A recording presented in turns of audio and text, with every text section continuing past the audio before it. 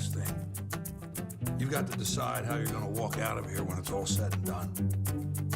Because the game is going to go on. And there's only one rule you're going to need to know about. There are no second.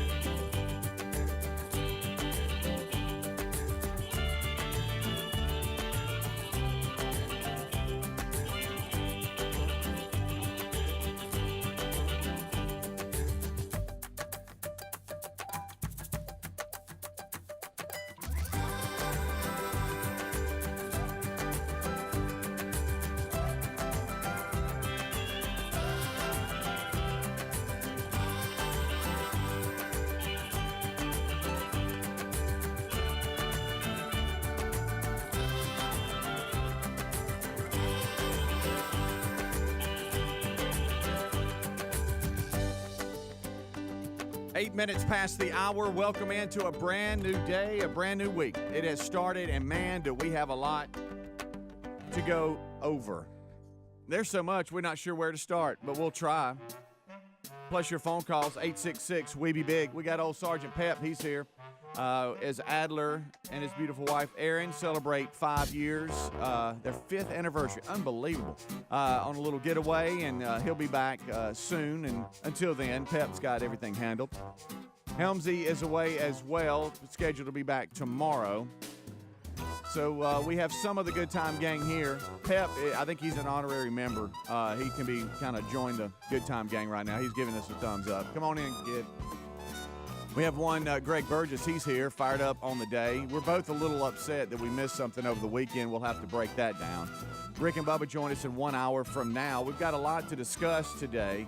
We'll talk to author Eric Metaxas. His new book is Atheism Dead. You can pre-order now. Release date is October 19th, but we'll talk to him today. We'll have a link in show notes on how you can pre-order that. That's today. Plus a number of other different, topics and some things that happened personally over the weekend. I know Rick had a little time with Sherry away. You got Bubba. I saw some video of him on the water. So I'm sure they'll come in with plenty of stories to help get your week started. As I said, 866-WE-BE-BIG, the number, Rick and Bubba, the website. And over to my right, it's Mr. Greg Burgess. What's up, boys? What up? Y'all good? Yeah, I'm good. Yeah. Hanging in there, buddy. Sergeant Pep's giving me thumbs up in there. He's good, too, so we're good to go. So everybody's good. We are good Isn't that to good? go. Yeah. What's good to be good? I don't know. It's kind of weird, too, because yeah, it's good. It's like a little gremlin came in and touched the board. I don't know what it is about Mondays. It's like certain things are pushed in that shouldn't be. And the cleaning crew wouldn't try to clean it. I don't know. Well, if they did, they didn't do a very good job. So no, they did. Yeah, well, I can tell you this, they did. They did. They did. But it's just weird because, like, in the Actually, TV room, they're getting. I do it just to mess with you. Do you? Yeah, no. The TV room's getting like certain little things they normally don't get. Yeah, that's kind of weird. I think Pep did it. I think somebody came in here and just started hitting buttons like a little kid. Mm-hmm. Playing with stuff. So, how was your weekend, buddy? Oh, it was good. It was good. Did a little work.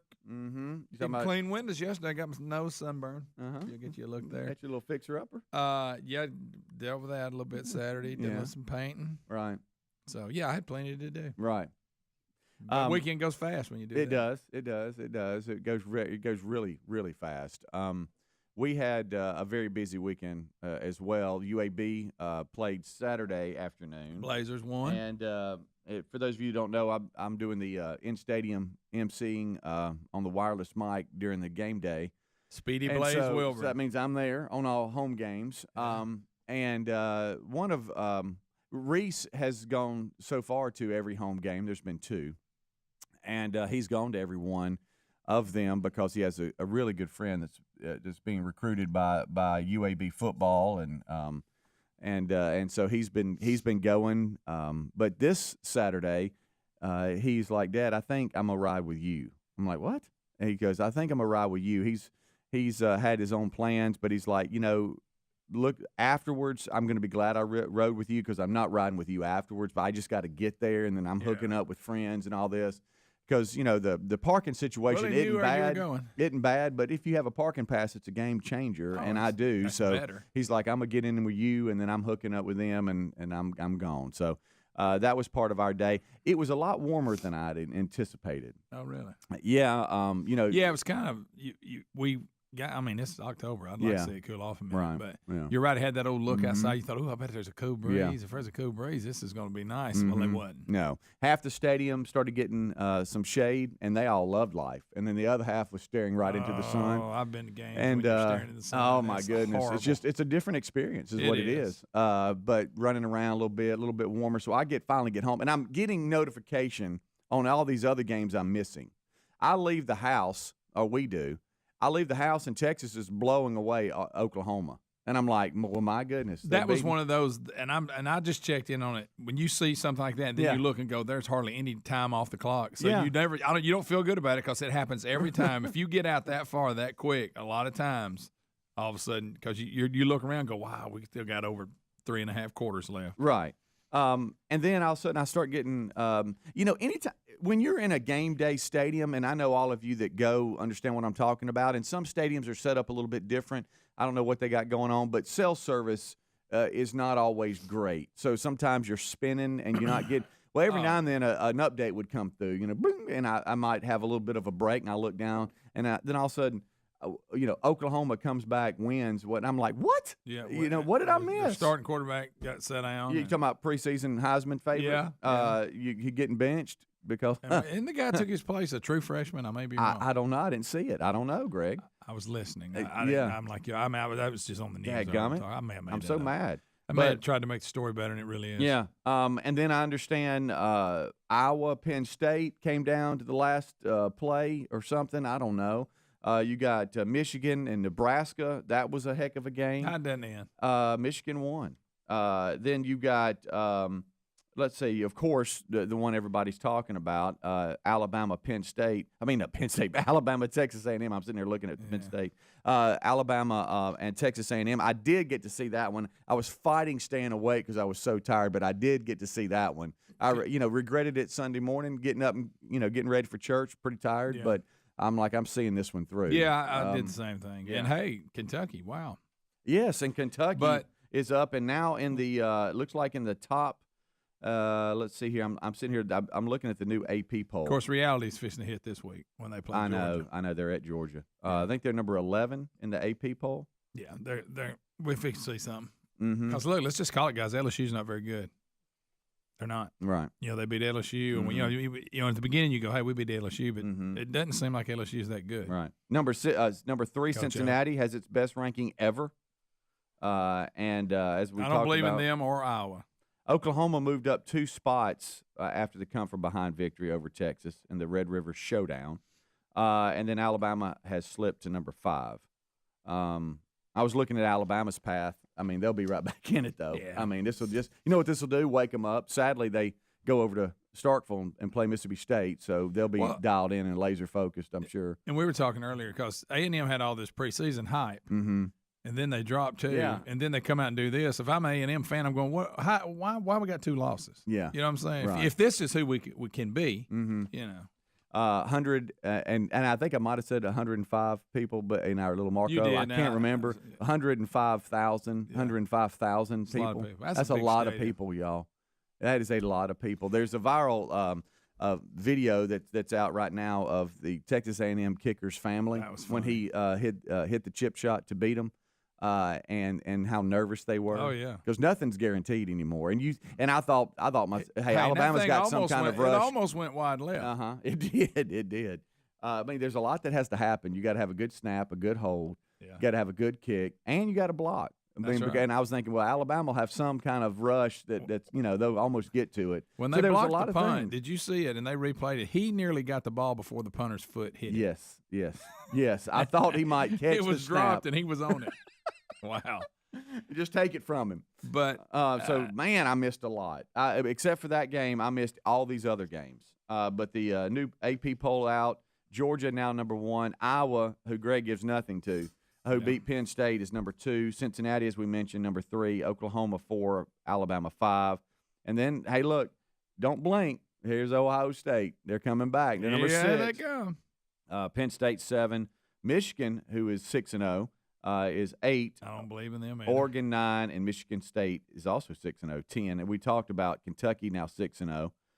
They're at 11. Some other notables here: Ole Miss at 13, Notre Dame 14. Look at old Coastal Carolina, number 15 at 6-0. Arkansas. Okay, that's another one. I'm glad I saw this. Arkansas, and I start getting reports of this too. So they could have tied it, but went for 2 and failed on that attempt. Is that right? And Ole Miss beat them. That's right. Listen, scored, like I said, with no time on the clock. No, 57? Well, anyway. Yeah. Scored with no time on the clock and then went for 2. And I don't blame him. I'd have went for 2. I mean, the way they were moving the ball.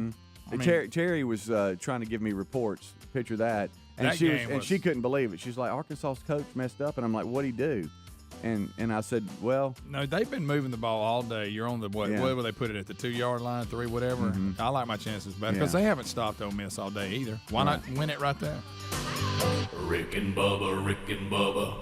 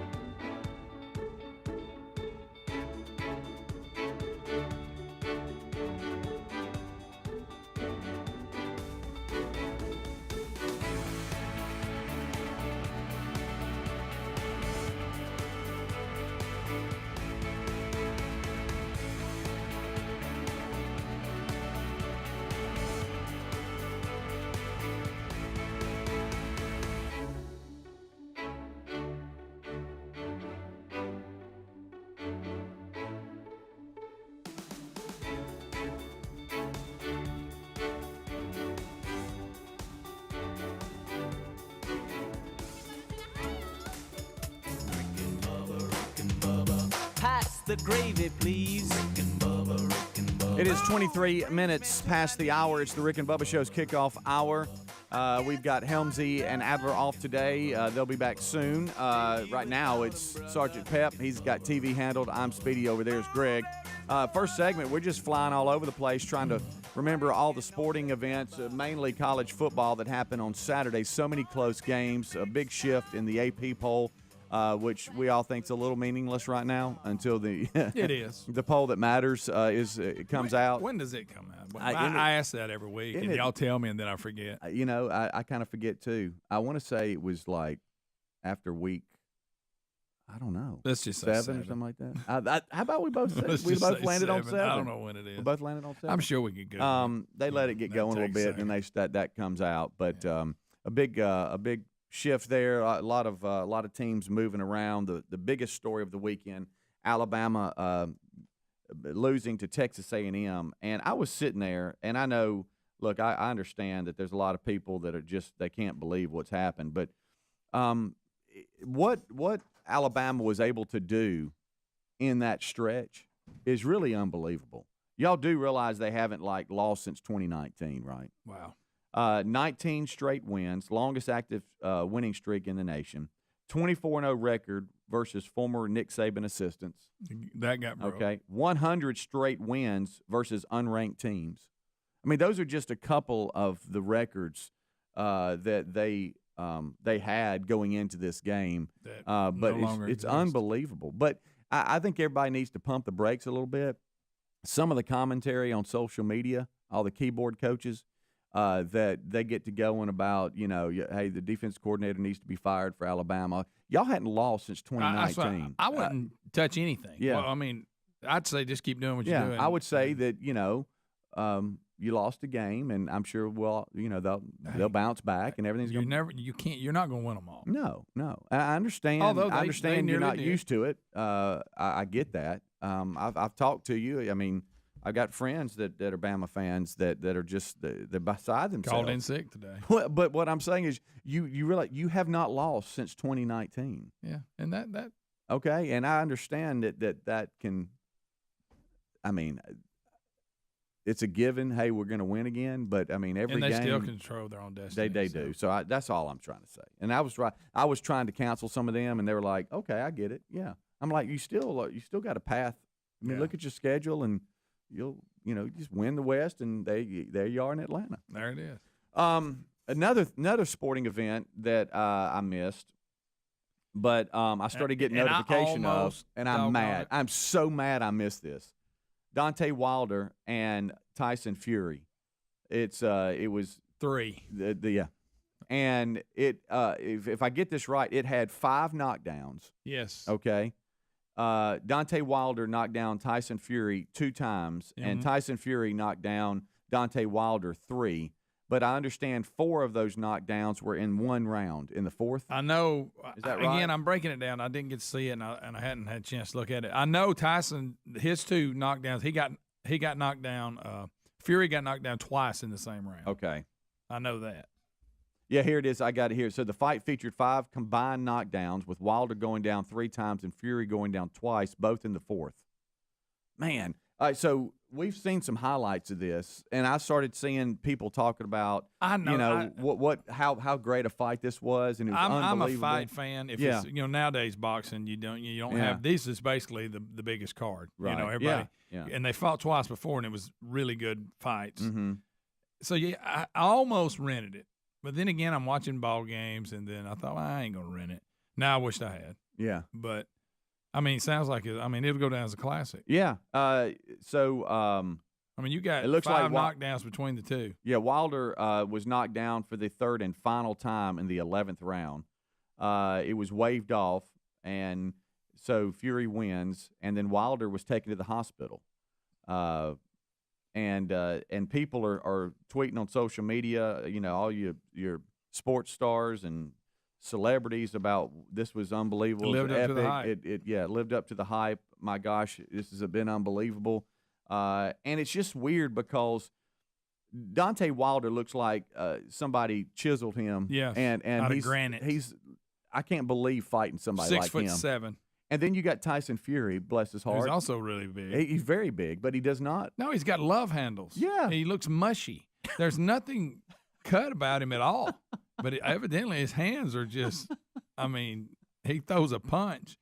But you know what I'm saying? He does not, now he moves athletically for a big guy like that. Yeah. But got quick hands, got good feet. But when you stand him beside Wilder and look and go, hey, I wonder who's going to win this fight.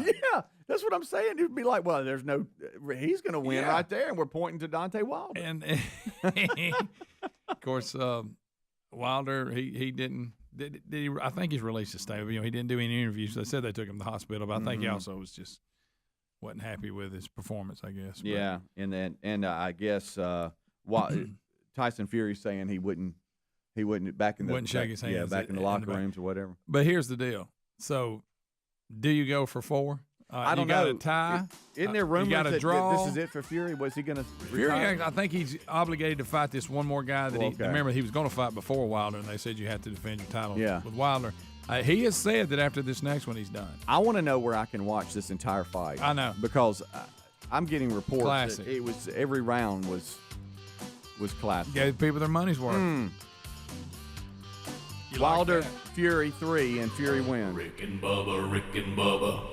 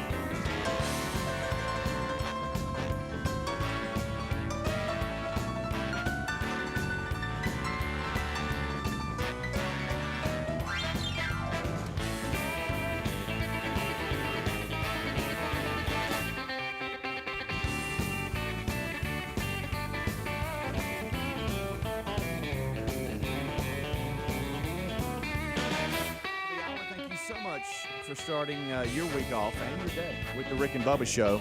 We appreciate you. This past weekend, we had our Rick and Bubba University podcast that was with Chad Prather with Blaze TV, and he has a new book out, Am I Crazy? And it was a great sit down with Chad. Was communicating with him a little bit over the weekend. He really enjoyed meeting the Rick and Bubba crew, and he says he's getting a lot of great response from all of you. And you can go to his website, watchchad.com, and on Twitter and Instagram and all that, Facebook, you could just search at Watch Chad, and his information comes up. But Am I Crazy? His new book was released in early August, and he hosts Blaze TV, the Chad Prather Show, and it was good to meet him and start a relationship with him. And hopefully keep up with him. But he wants to thank all of you in the Rick and Bubba Army. He was like, please tell everybody thank you. A lot of love coming my way from all of them. So that's out for you, Rick and Bubba University. The podcast is our standalone podcast that we do each and every week, and it's published on Saturday mornings. Eric Metaxas, he'll be with us today on the main show here, is Atheism Dead. You can pre-order that now, release date October 19th. I'll show notes there at rickandbubba.com. We'll have the link to Eric Metaxas. Communicating with him over the weekend as well, and this book is really going to be something that we all need to read and right up his alley. And so we look forward to talking to Eric today. So we've talked a little bit about college football, about a lot of stuff we missed, and some of the highlights. We'll talk more about that on the main show. The Wilder Fury Showdown 3. Yeah. And it went down to the 11th round, and finally it was two giants in there. Yeah, I mean giants. Let's not forget that. It's like giants fighting. Yes, if they walked through this door right now, I'd be like, what in the? And it a total of 5 knockdowns, and it's finally called off. Fury wins. Wilder goes to the hospital afterwards. It's just unbelievable. I can't believe I missed that. Is a threat to sing after his victories. Yes. I don't know if he did. I haven't seen the highlights. He'll get the crowd into it. I don't know what that is, but he'll sing a song. Yeah, he sure will. And a game that now, and I don't know if I have this right or wrong, but I think, Bubba, the Vikings won on a last-second field goal. Listen, did they? Bubba, Against the Lions. All year he's been going, when do we play the Lions? Yeah, and you did, and you won. He's been calling for the Lions, and he got them. Of course, I'm paying attention to the Browns, right? And because now the NFL, it's so hard to watch anything now. But if your market doesn't get them and all that, you got to go through this, that, and the other. Apparently, ATTUverse, them in the NFL they're like, well, you're not working with me, I'm not working with you, so there's no option to even watch it or stream it. But the Browns scored 42 points, had 532 yards with no turnovers. They're the first team in NFL history, including the playoffs, to lose when having either of the following: 40 points and no turnovers, or 40 points and 500 yards and no turnovers. They have all that and still lose to the Chargers. I look at my defense and I go, can you give me one stop? We just need one. Yeah. I kept getting updates about, the Chargers scored, the Browns scored, the Chargers scored, the Browns scored. Sound like Ole Miss and Arkansas. Yeah. And so finally they win, or they lose, Chargers win, and at the end, I don't know if you saw, the Chargers were trying to stay out of the end zone, and the Browns actually kind of picked up the running back and pushed him in because they needed the ball back. The Chargers were just going to try to sit on it. Okay. And they actually drug him in the end zone? Yeah. The one game I missed was Georgia-Auburn, and it didn't really look like it was ever close. I don't know. They were within 14. Right. And but it looked like to me, I thought this was somebody making, touching up photos, and this really wasn't Coach Bruce Pearl. Was Bruce Pearl shirtless? Yes, he was. Okay, and Cam Newton was there Cam too? Newton come up here and hugged him, and they were jumping around. I thought it's pretty funny. So that's real. Coach Pearl, he's a funny guy. Yeah, rips his shirt off and is going nuts. Also, then here comes Cam. Of course, that's not Coach Pearl. Of course, Cam don't have a job, but yeah. Well, he as he said, don't feel sorry for me. I'm all right. Yeah, I think Cam's going to make it. I think he'll be He's done pretty well. So that's real. That really happened. Mm-hmm. Okay. Just checking. Oh, yeah. Hey, and Coach Pearl was getting into it. He was cranking it up. Funny. Oh, my goodness. All right, so we got a lot to talk about today. Plus, Vice President Kamala Harris. Have you heard her talking about science to the kids? No, I have not. I cannot wait for you to hear that a little bit later. I bet that was riveting. So, Southwest. You talking about the great communicator, her and Biden? All right. So, Southwest Airlines starts canceling thousands of flights. People are stranded. There's confusion as to why. They blaming, air traffic controllers and weather and all this kind of stuff. A lot of people think it's because of some of their vaccine mandates for employees where they're losing pilots. They ain't got enough. They're losing all kinds of stuff. But I'm not really sure. I just know a lot of people were stranded all over the place. Have you seen what happened with British Airlines? Mm-mm. Listen to this. They're telling their pilots, cabin crew, and employees not to refer to passengers as ladies and gentlemen. What are you supposed to refer to them as? Well, are they talking about like when they do the little thing through the speaker, ladies and gentlemen, please, right? They in an effort to celebrate diversity neutral people and inclusion. Who's being excluded? Who cares? If I'm sitting there, it's not a big deal. It doesn't affect your day at all. Right. At all. They're not the first either. It looks like Air Canada, EasyJet, and some other ones have already adopted the gender-neutral language. Gender, because I tell you, it was a problem. I'm sure they were just, it was just horrible. Right. There was panic in the streets. But you're right. You kidding me? They always We're come wasting along. time.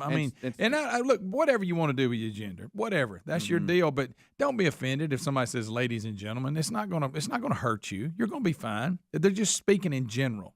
That's all they're doing. Yeah. Ladies and gentlemen, welcome. Let's say, ladies, gentlemen, non-gender. What are we supposed to say? What do you just say? Hey, everybody. Hey, guys. No, that's not right. No. You just say, what's up, people? How are y'all? Persons.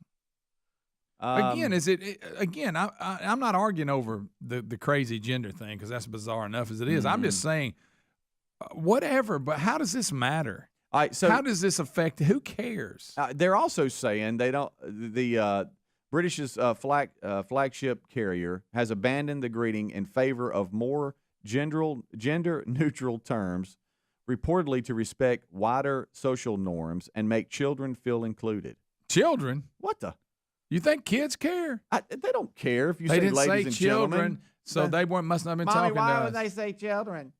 Again, we have so many problems in this world today, and Japan we're Airlines caring about this. We care about this crap.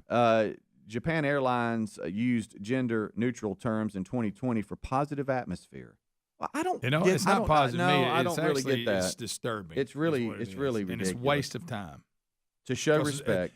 What? Like I said, even if you're affected by this, how does it bother you? How does it affect your day? How does it stop you from doing anything in your life you want to do? Because, I got everything pretty much covered. If they would just get this gender thing when they talk to passengers on planes right, then I would be better off. Yeah. My life would be so much better. That's the one thing holding me back. Let's be sure all the trouble we have in the world, but let's fix this. Yeah, because it's going to have such an impact. I brought up Southwest Airlines. How about this? They canceled more than 1,100 flights Sunday, roughly 30% of its scheduled flights. People were stranded all over the country. Well, if they just get this gender thing right on how they speak to their passengers, it would fix all of it. Because that's a big deal, evidently. Yeah. Lack of staff and stuff like that. Nah, it's not that big deal. We can't fly. But if we can get this gender thing, well, it'll be all fixed and everybody will be happy, and the children will feel like because I know the kids care. Right. You know what they care? I'm in a mask. I'm sitting in here. That is struggling. They threw that part in to try to make people who are like, what? They're talking about the kids, so we can't complain about it. They want them to be included. The kids don't care. They just want off the plane. They don't want to be on there anyway. It says here, Pep said this. Survivor took away "come on in, guys" that Jeff has said for 40 seasons. He can't say guys. He can't say "come on in, guys." Again, back to my earlier statement. The world must be just perfect because we're down to this. We're fixing these problems. Wow. Whoever noticed that they said guys on Survivor? I don't know. It's just a general term. It's not a big deal. Hey, guys. Hey, guys. Hey, guys. Hey, guys. Hey, guys, gals, neutrals. I don't think they call themselves neutrals, do they? I don't know. We probably just need to go to break. I wonder what John Gruden thinks of it. Yay. How about that email? Hey, John. Rick and Bubba, Rick and Bubba.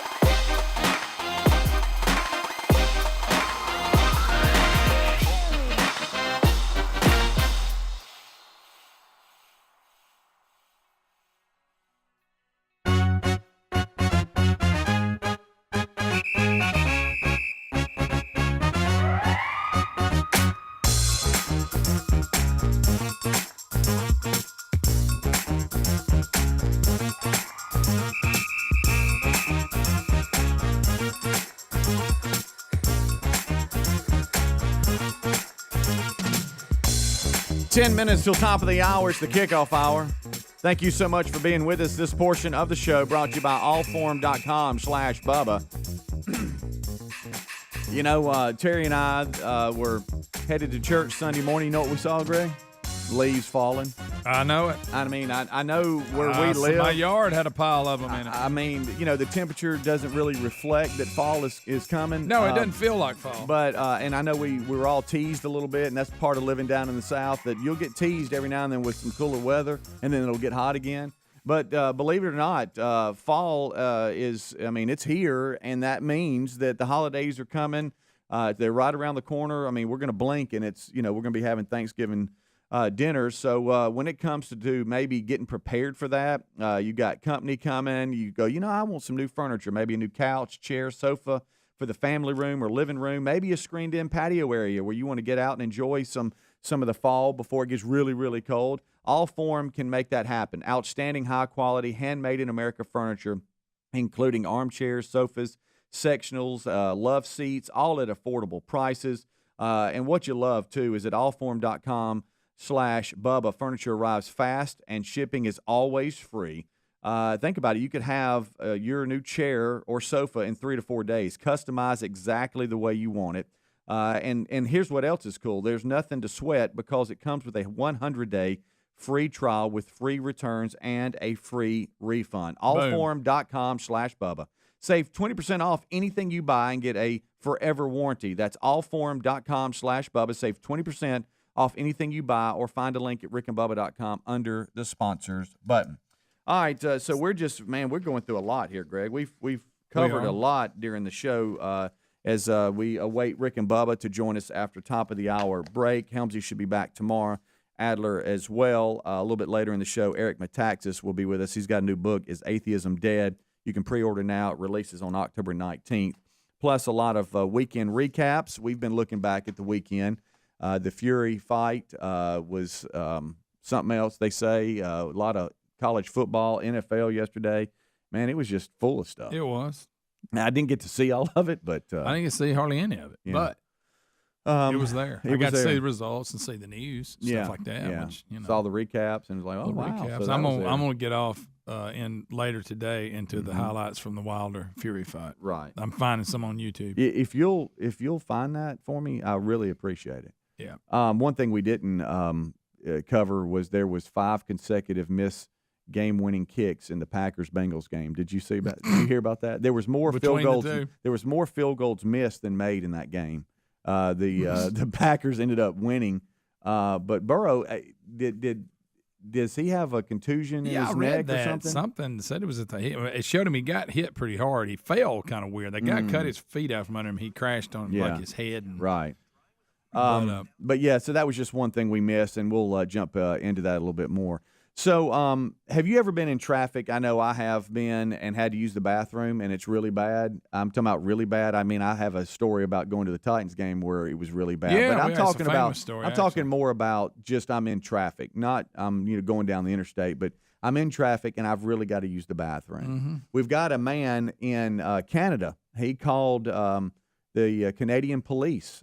He called 911. Wait a minute.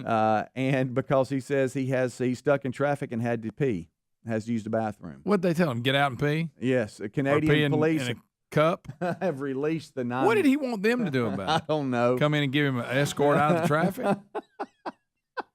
Yeah, that would have been my question on the phone. Okay, sir, what do you expect us to do? Bring you a jug? Yeah.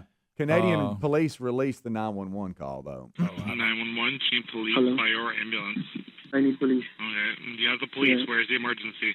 Actually, the thing is that I have to pee, and these guys are not moving. You have to pee? Yeah. This is your emergency that you have to pee? Yeah. And how are the police going to help you urinate? I have to pee, man. But I'm not sure what you like me to do that you have to urinate. I can't help you with that. That's exactly what I said. You think that's real? I don't know. Okay, here I go. I don't know.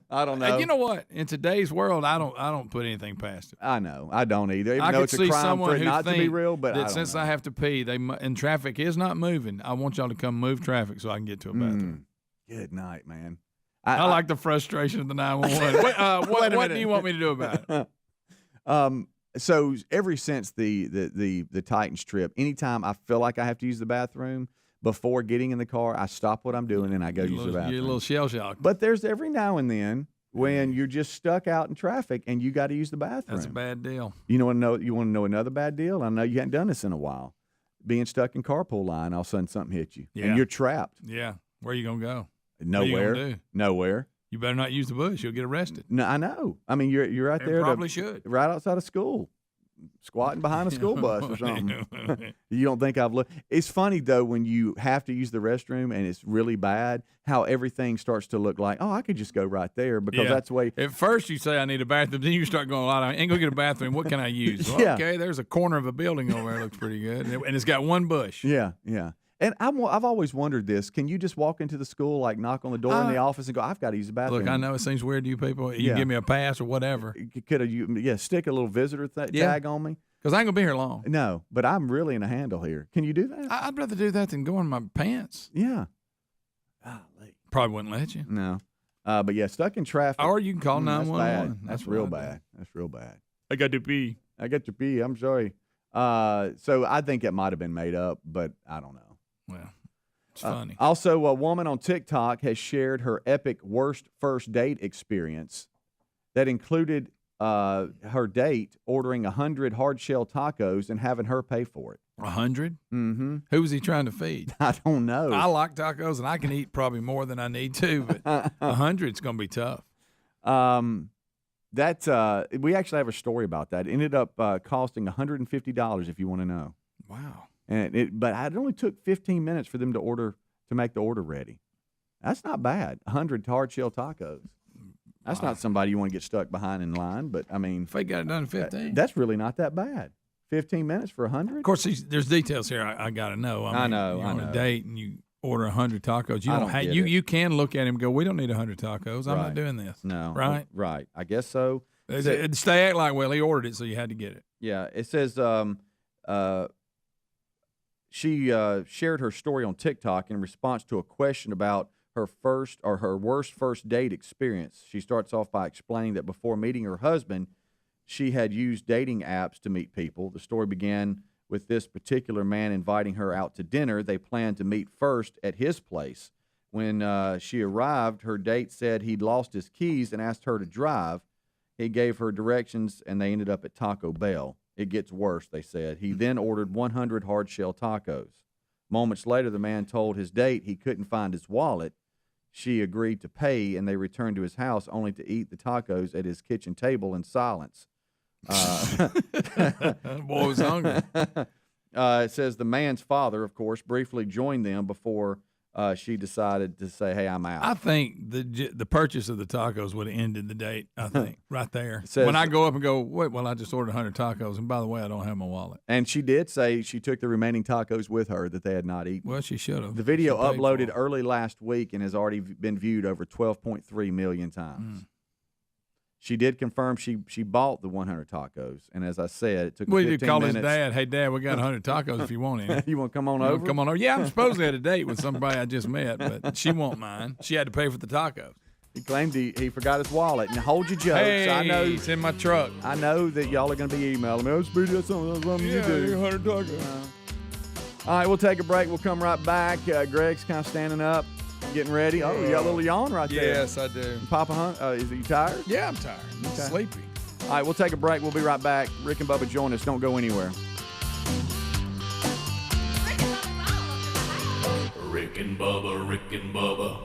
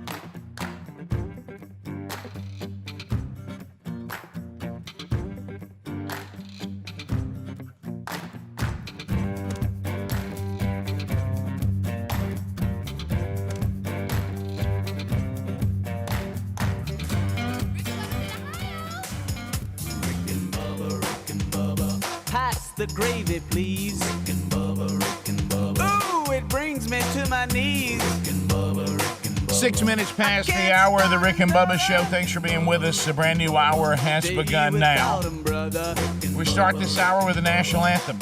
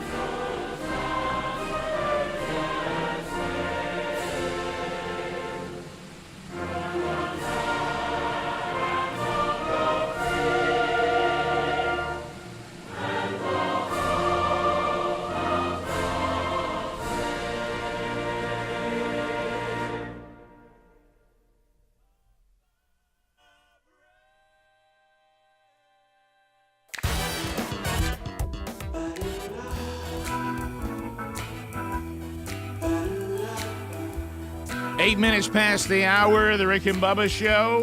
Thank you for being with us.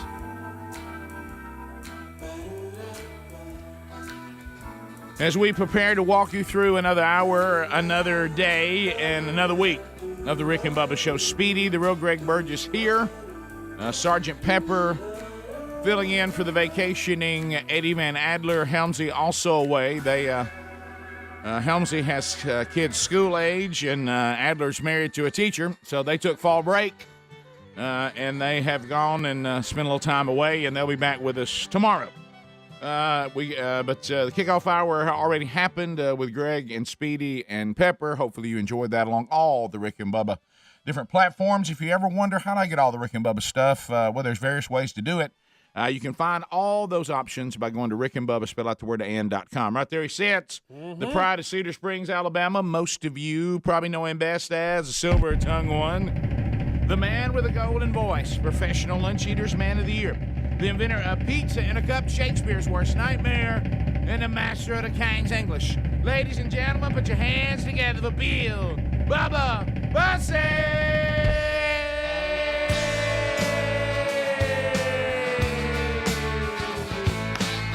How's old Bubba? How about it, Rick Burgess? Friends, neighbors, and associates. Come on. What it's like for the losing man. Mama didn't know. With the devil's hand that it got so quick, I was the one that got good with it. The rich man's hand. Give me some water. Let's get some. Cool water. Somebody say it. Give me some water. Bubba, did you ever think I would say the late Eddie Money? No, he was one of those guys that just seemed like they were going to go on forever. You know, yeah. There you all the greats are passing on. Yep. Rick. He had a reality show and everything. I know. Eddie Money is dead. I don't feel so good myself. It is. I'll come back to reality. I've been away at the beach over the weekend. It was. I didn't know. Wish I had. Probably. Did not know that. I forgot all about fall breaks. Not having kids in school anymore. I thought when my kids were in school, of course, a lot of times mine were playing football, so fall break never really meant a whole lot. But it seems like I recall fall break being like this coming weekend, not this early in October. Well, we got a 5 weekend October this time. Yeah. So is it always 5? Well, I can tell you for some it is this week. Yeah. So it just depends on what system you fall under. There was a time when I thought everybody got on the same page about spring break and then fall break, but now they're just all over the road. Yeah. So really, anytime you go could be somebody's break. Correct. And plus, talking to, and this is good news, talking to people along where we go, for those of you around the country, is usually the Gulf Coast, and talking a lot from the people on the Gulf Coast, a lot of these beach communities, and I think this is good news, are saying now there really isn't an off season. That people are coming down there year round, and that's a good thing. Yeah, it is, and so it was. It wasn't. I wouldn't say it was as crowded as summer, but buddy, it was pretty close. You couldn't tell a whole lot of difference. Well, schools I think start too early now, and it really cuts into the beach areas revenue. Well, you know how they just kept getting earlier and earlier. I mean, before long, it was the second week in August. We're talking about going back to school, and I'm like, wait a minute. But you know how you have something going, and then if it's that good, do you really expect people not to go? Well, I'll have some of that too. Yeah. And people started secretly saying, really, I'm telling you, the best time to go to the beach is the fall. Mm-hmm. Yep. Well, people were like, well, I got my kid involved in this, but once their kids get out of school, they're like, you know what? That going to the beach in the fall sounds pretty good, because you go down there, you don't have the humidity. No. And the water is just absolutely beautiful. Right. It's usually pretty calm. You can walk out almost to probably nearly 100 yards, and it still be up to about your waist. And sand doesn't stick to you bad. And the sand doesn't stick to you bad. And if you get in a little bit of shade, even on the warmer days, you know what I mean, that humidity. So it's not hot in the shade. Yeah. So when you get in the shade, it gets comfortable. And of course, the food is always great and everything. So it was funny. So it's kind of that, you live in you go off into this world of beach life. Like I will tell you how I ended up seeing Texas A&M beat Alabama. That was funny. I'd forgot. I didn't see any football this past weekend, and I happened to see the end of that. And of course, I think that it's not going to happen. I'm like, well, there's no way this is going to happen. There's just no way. And I heard y'all talking the kickoff hour. By the way, that field goal was a chip shot. But when it first took off, it looked like it was going way left. Hey, if that thing doesn't knuckle, That one's meant to go through. I think. If that thing doesn't knuckle, but anyway. Have you seen the video of his family? Oh yeah, we'll have to watch that. They focused on the family, pretty funny. and you feel for the family of these kids that are playing because they get so nervous, and they and them just sitting there anticipating the kick and what all could go wrong. Yeah. And is this real? Is it really going to happen? We'll watch that. It went viral. It was also weird too. I've had that thing happen at the beach this past weekend, where you have no plans with any of your friends, but you end up seeing them at the beach and you didn't know they were there. Yeah. That's cool. There was a wedding down there that brought a lot of people from this area, and because nobody just gets married in a church anymore. Mm-hmm. You have to go outside somewhere, something abnormal. Right. But anyway, so it was. That thing where you're just like, especially when I tell y'all how we saw the Garnets, that was the fun. When I tell you how that happened, that was the funniest because of the situation we were all in when it happened. And it's just so something like that is just so unexpected. and then it was. I have some interesting commentary from life at the beach, and it's a different. I'm realizing, man, we're really getting old. Oh boy! So we'll talk about that. That was good. That was a nice, relaxing weekend. Back and ready to go. So many things on the table. So much to do. So much to unpack today. I see that we have Eric Metaxas on the program today. Mm-hmm. So he has a new book, is Atheism Dead, and of course, Bubba. We always find ourselves. I don't know what it is with this show, but periodically we'll always talk to Marty Raybon of Shenandoah. Yeah. Marty has been popping in and out of our lives for almost all of the last 27 years. Yeah, he's kind of like a lunar eclipse. Yeah. He comes around every so often, and there he is again. There's no shaking Marty Raybon. And for those of you who listen to us on WLAY up in the very, very, what a great, rich music history the Florence, Muscle Shoals area has, and we have something we'll make you aware of through Marty today, and he'll update us on that. So that's all happening. Your phone calls are happening. We unpack the stories of the day. As we said, college football has a new number one, so that's them Georgia Bulldogs. So a lot of their fans this weekend down at the beach. They had this big, huge viewing party. Everybody going nuts. All right. 15 minutes past. More Rick and Bubba coming up right after this. Rick and Bubba, Rick and Bubba.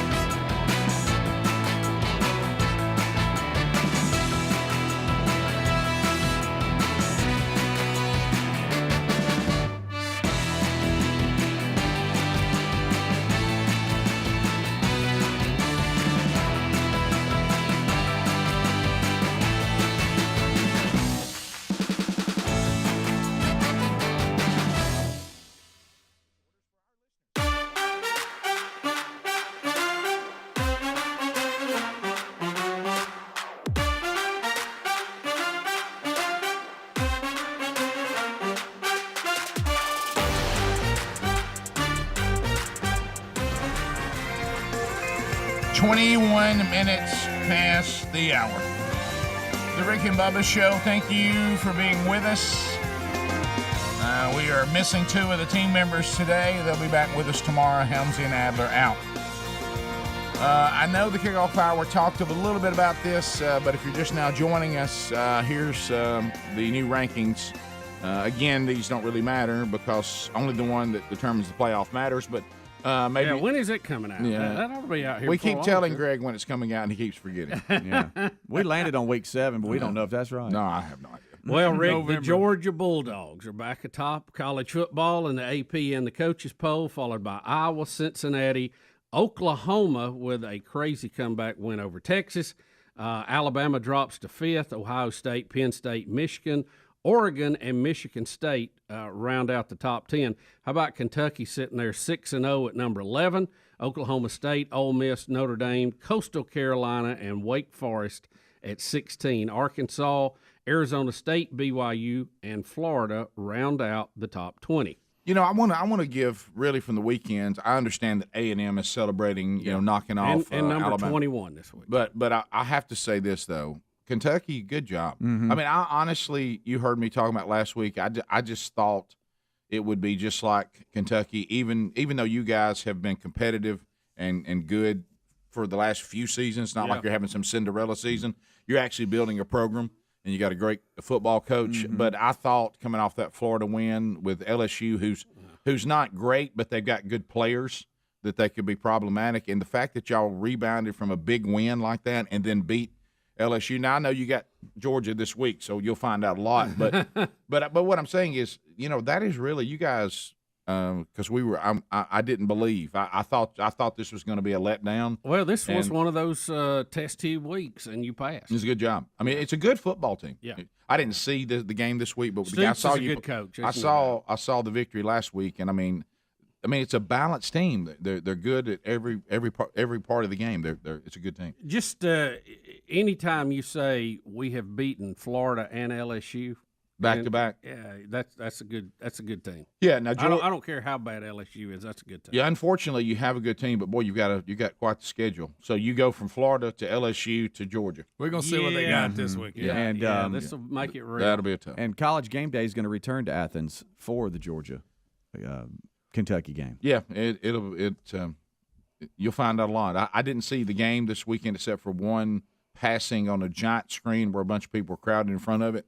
So I didn't see Georgia and Auburn play this weekend, but I know that Georgia's defense up to this point looked quite athletic and unstoppable. But they're as good as advertised. It looks like. Now offensively, Auburn did finally score a touchdown on them in the third quarter. So. But didn't I mean I know, but Georgia's offense, they've got injuries at quarterback. Yeah, right? they technically the backup is playing, and because the other guy, I can't remember, JT Daniel. I mean, everybody was hyped about him. He's got some kind of pull in his stomach or something. Oh, really? Muscle. Well, this other guy's he played against Auburn last year. Yeah, the other guy started. I mean, Daniel was out last year too. If he could just play Auburn every week, he might get the He's Heisman. a former walk-on. Yeah. Well, I saw that with A&M because the way I ended up seeing the end of that game was so weird. But I saw A&M with they've had injuries too, and that now the backup guy gets hurt on a huge play at the end, and I look over and they said, and now to the walk on, and he's over throwing. I'm like, I'm about to go in and get to Alabama. Never taking a snap. But the other guy, got up, he was all right, so he got back in. Yeah, that was I watched that whole game. That was quite a game. Mm-hmm. The finish of the Alabama Texas A&M game. I mean, it was a great game to watch. It went right down to the wire, and I was like, y'all, when he kicked that ball, I thought that thing was going left. It looked like it, and then it just broke back right at the last minute. The game was just about to turn because Bama came out second half, played better. They blocked the punt and score, and then A&M runs kickoff back. Yeah, it just erases that. That guy can fly too. Yeah. Well, it was interesting because for me, because I was in I wasn't watching any football, so I had no idea what was going on, and so we get back to where we were staying, the hotel we're staying in, and we finished up dinner and all this, and so Sherry's over on the couch, and she's like, well, you want to watch something on TV, whatever, and I look over, and we're clicking around. I'm literally trying to find something to watch, and I look, and she's completely asleep. She's gone to sleep on the couch. And I said, let's see, is any game still on? And it was There they had Apple TV, but they also had Dish. Mm-hmm. And I was like, well, let me see. And I start flipping around, and I see Alabama, Texas A&M. And I look down at my watch. I'm like, well, this thing's about over. I said, as I click on it, now I don't know anything, and I think I'm going to see Bama up by 40, to 30, and all of a sudden it pops up on the screen, and I'm like, is A&M winning?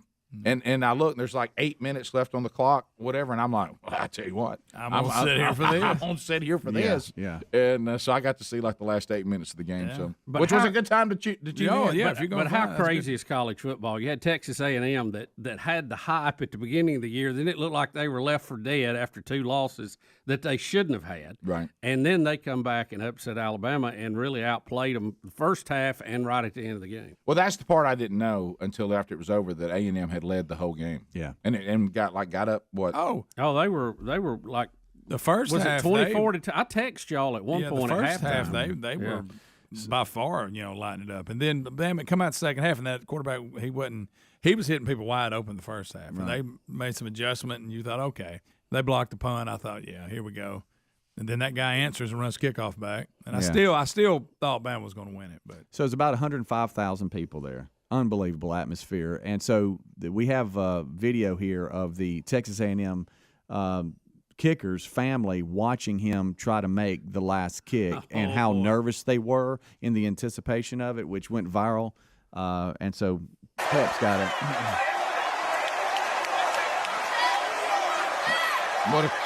How nervous is that? Look, he didn't even know how to stand.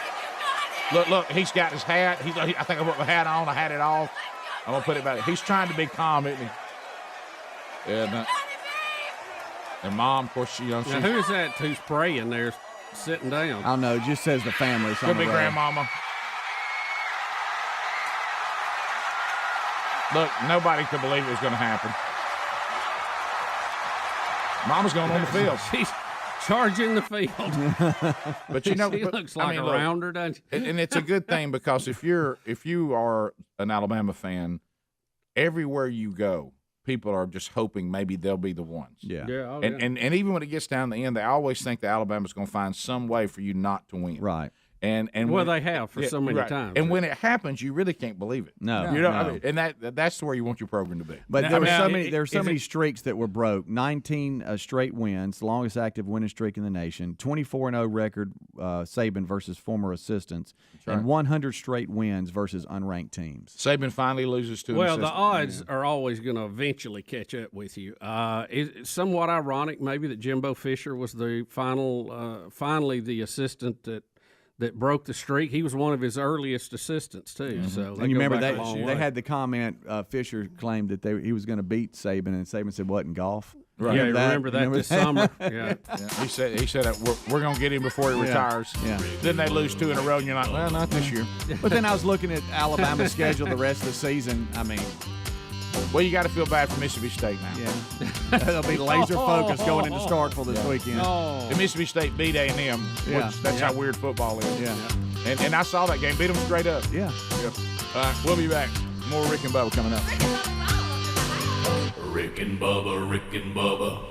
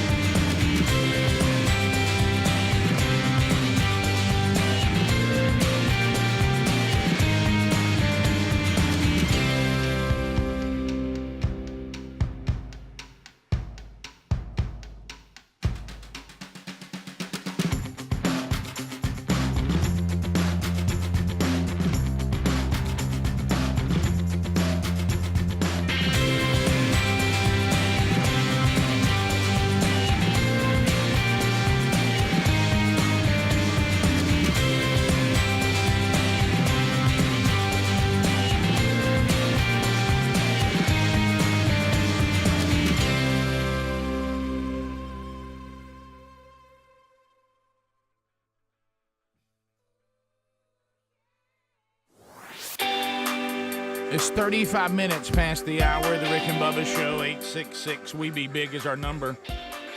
Already had a little BuzzBox coffee to start the day, the finest coffee you'll ever drink. TheraBreath is there for me because you know what else follows that? Coffee breath. Yeah, even though I've already had the TheraBreath stuff to start the day, the mouthwash, the toothpaste, you go out, maybe eat something for breakfast or drink some coffee, and now, you need something to freshen your breath, so I have a lozenge in now. And you can get these by going to TheraBreath.com. All of the products are featured there. Now, there are a lot of retailers across the country that carry the products too, but you can find everything by going to TheraBreath.com.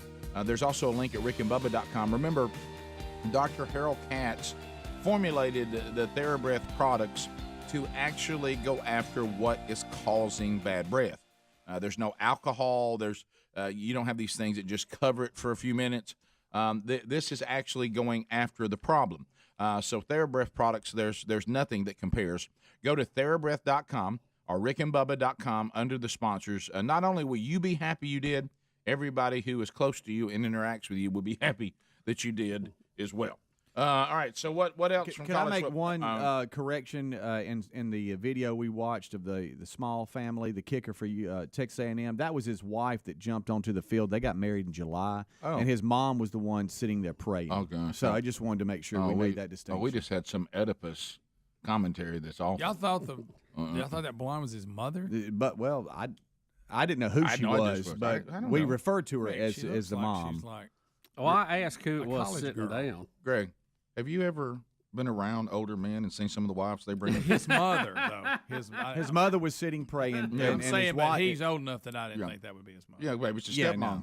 Maybe it's just stepmom. Wow. Yeah, Greg, that's not outlandish. I just wanted to make that correction. Right. Greg, I just came back from the beach. Trust me, it's not outlandish. And on this next one, I got to tell y'all something. I watched Sherry get pretty nervous at football games. You know how people can play with video and stuff, and I started seeing this video of what looked to be Bruce Pearl, Auburn's basketball coach, shirtless in the crowd at the Auburn game. Right. And I thought, well, that's not Coach Pearl. And then I get with Bubba, and he goes, "Oh no, that was Bruce Pearl." And that's where we're going next, Rick. Apparently, at the football game, Cam Newton shows up, and Bruce Pearl's shirtless. Bruce appears to be with several members of the basketball team shirtless. Please look. And there's Maddie in front of him that we had on the show last week, and Cam Newton spots them and climbs into the stands with them. Okay. Look at Coach Pearl. All right. That is hilarious. It's unbelievable. He's having a ball. He really is. There comes Cam. Now check out Cam's hat has a hole in the top of it so his hair can go out the top. I thought that was a feather. Right. That's his. First Cam's able to go because he didn't have to play Sunday. Right. But he's available. Yeah, he is available. Yeah. And now Bruce is actually having a conversation with me. He's shirtless. Yeah, that's that point where Bruce goes into a shirtless. and he forgets he's taking his shirt off, and now he's shirtless. Look, you're getting beat 34-10. You got to have a little fun along the way, right? Right. Yeah, that's it. Is this his part? Look at the basketball players. I can't believe the coach is shirtless. Well, it's not every day your coach comes to watch a game with you and goes shirtless. Yeah. I mean, you don't have that happen a lot. Yeah. Think of all the coaches you ever had. Bruce is fired up. On paper, it looks like he's going to have a pretty good team this year, so he's excited. Well, he's always when he was at Tennessee, he's always goes to other sports and supports them and cranks it up. Yeah, you remember it because Pat Summitt. Remember she put on a cheerleading outfit and went to theirs because he came to hers. So he'll.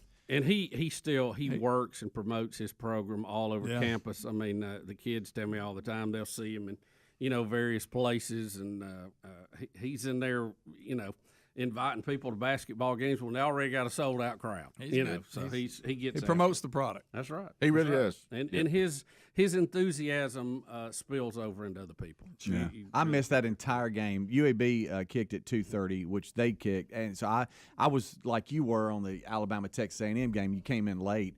Well, so UAB's over, and I go to the Auburn game. I'm like, what's the score?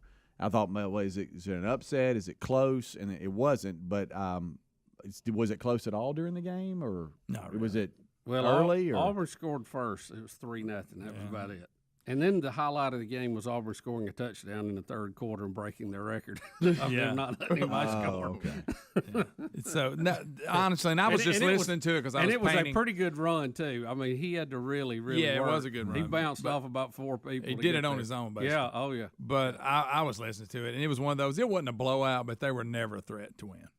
Never. Yeah, it was. I was asking Brody about it because he's an Auburn fan and went to the game, and he said. He now you have to understand Brody's he's full blown all teams he's in, he's all in, and he asked why did I do this to myself, and I said what now Brody, now I don't know that I agree with this. Brody said that they kept it just close enough to make it miserable. He said, that's right.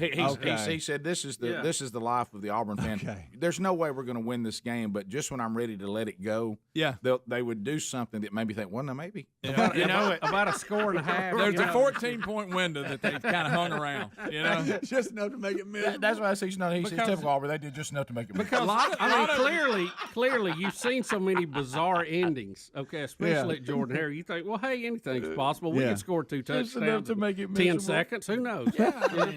So anyway, but as we said, a lot of drop balls still. A lot of drop passes. I guess firing that receiver coach didn't fix it. Well, I think there's just a lot of deficiencies there in a lot of places. So we'll see how Harsin works through it. Well, look, let me tell you, big recruiting year for him. I didn't see any of that game. When I saw it, there was I was at the beach and I heard a huge commotion. We'd stopped somewhere, as you know. We were on the famous beach bike ride, and we were stopping somewhere for Sherry, trying to find somewhere to go to the bathroom. And it was where a bunch of restaurants and stuff are, these plazas that are full of stuff. And I kept hearing this commotion. I didn't even know this existed inside this place. You ever had those places when you go somewhere a lot, you always see them, but you've never gone in there to look around? Yeah. And so we end up going in there where there's this big old open area, and they're almost like an amphitheater in the middle of it. But it's not an amphitheater because everybody's just sitting in normal rows. It's not staggered. But there's this stage type thing, and they had the biggest screen I've ever seen. I mean, this thing, it was like a movie screen. And so a bunch of people were sitting in chairs watching the Auburn-Georgia game. And when I looked around the corner at that, it was 3-3. And that's that was early. That's the last time I saw anything. Look, that's when Coach Pearl was jumping around. Right. I saw Georgia's defense play, and I was like, they're pretty good. They're one of the more athletic defense. I mean, there's been defenses that were like that, but they're like those defenses. But what was strange, because they remind me of all the good back defenses to giving the Auburn fans hope. The first drive down the field, Auburn was manhandling, pushing them around, and you thought, wait a minute, what's going on here?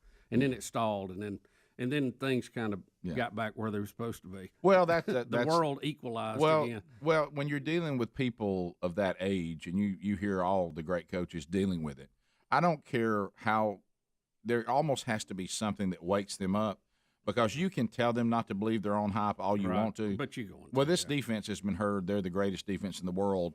And the ESPN did a whole background on them, and Herb Street sat down with them and talked about how great they are. Yeah. And they are great. Don't misunderstand me. But probably what you had early on in the game was a little bit of overconfidence from the defense, thinking, well, this offense is not even as good as the ones we've already shut down.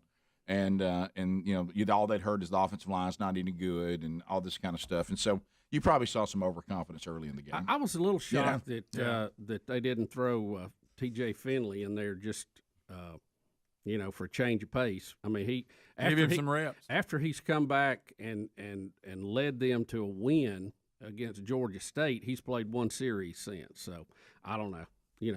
Coach Harsin knows what he's doing, but it just, every now and then you feel like you're in a malaise offensively and you just need something to shake it up. That's kind of what it looked like. Yeah, I think what that offense needs more than anything in some of the places is for Coach Harsin to finally recruit his own people and replace it with people that he goes out and finds. Right.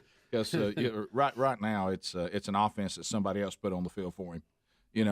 So hopefully there'll be a time that you'll see how that goes. Let me ask you too, because I did not get to see it. I saw where Texas was way ahead of Oklahoma, and then I saw where they come back and they benched their quarterback, right? Yeah. A guy who had a lot of Heisman hype. He was a Heisman hype. Benched him, and then they made a comeback with a backup guy. Mm-hmm. Yeah, I had been. Sometimes you just need to shift gears. Well, I had been noticing that Rattler was getting, even though he was surviving the fans were saying they booed him a couple times earlier in the season when he had some.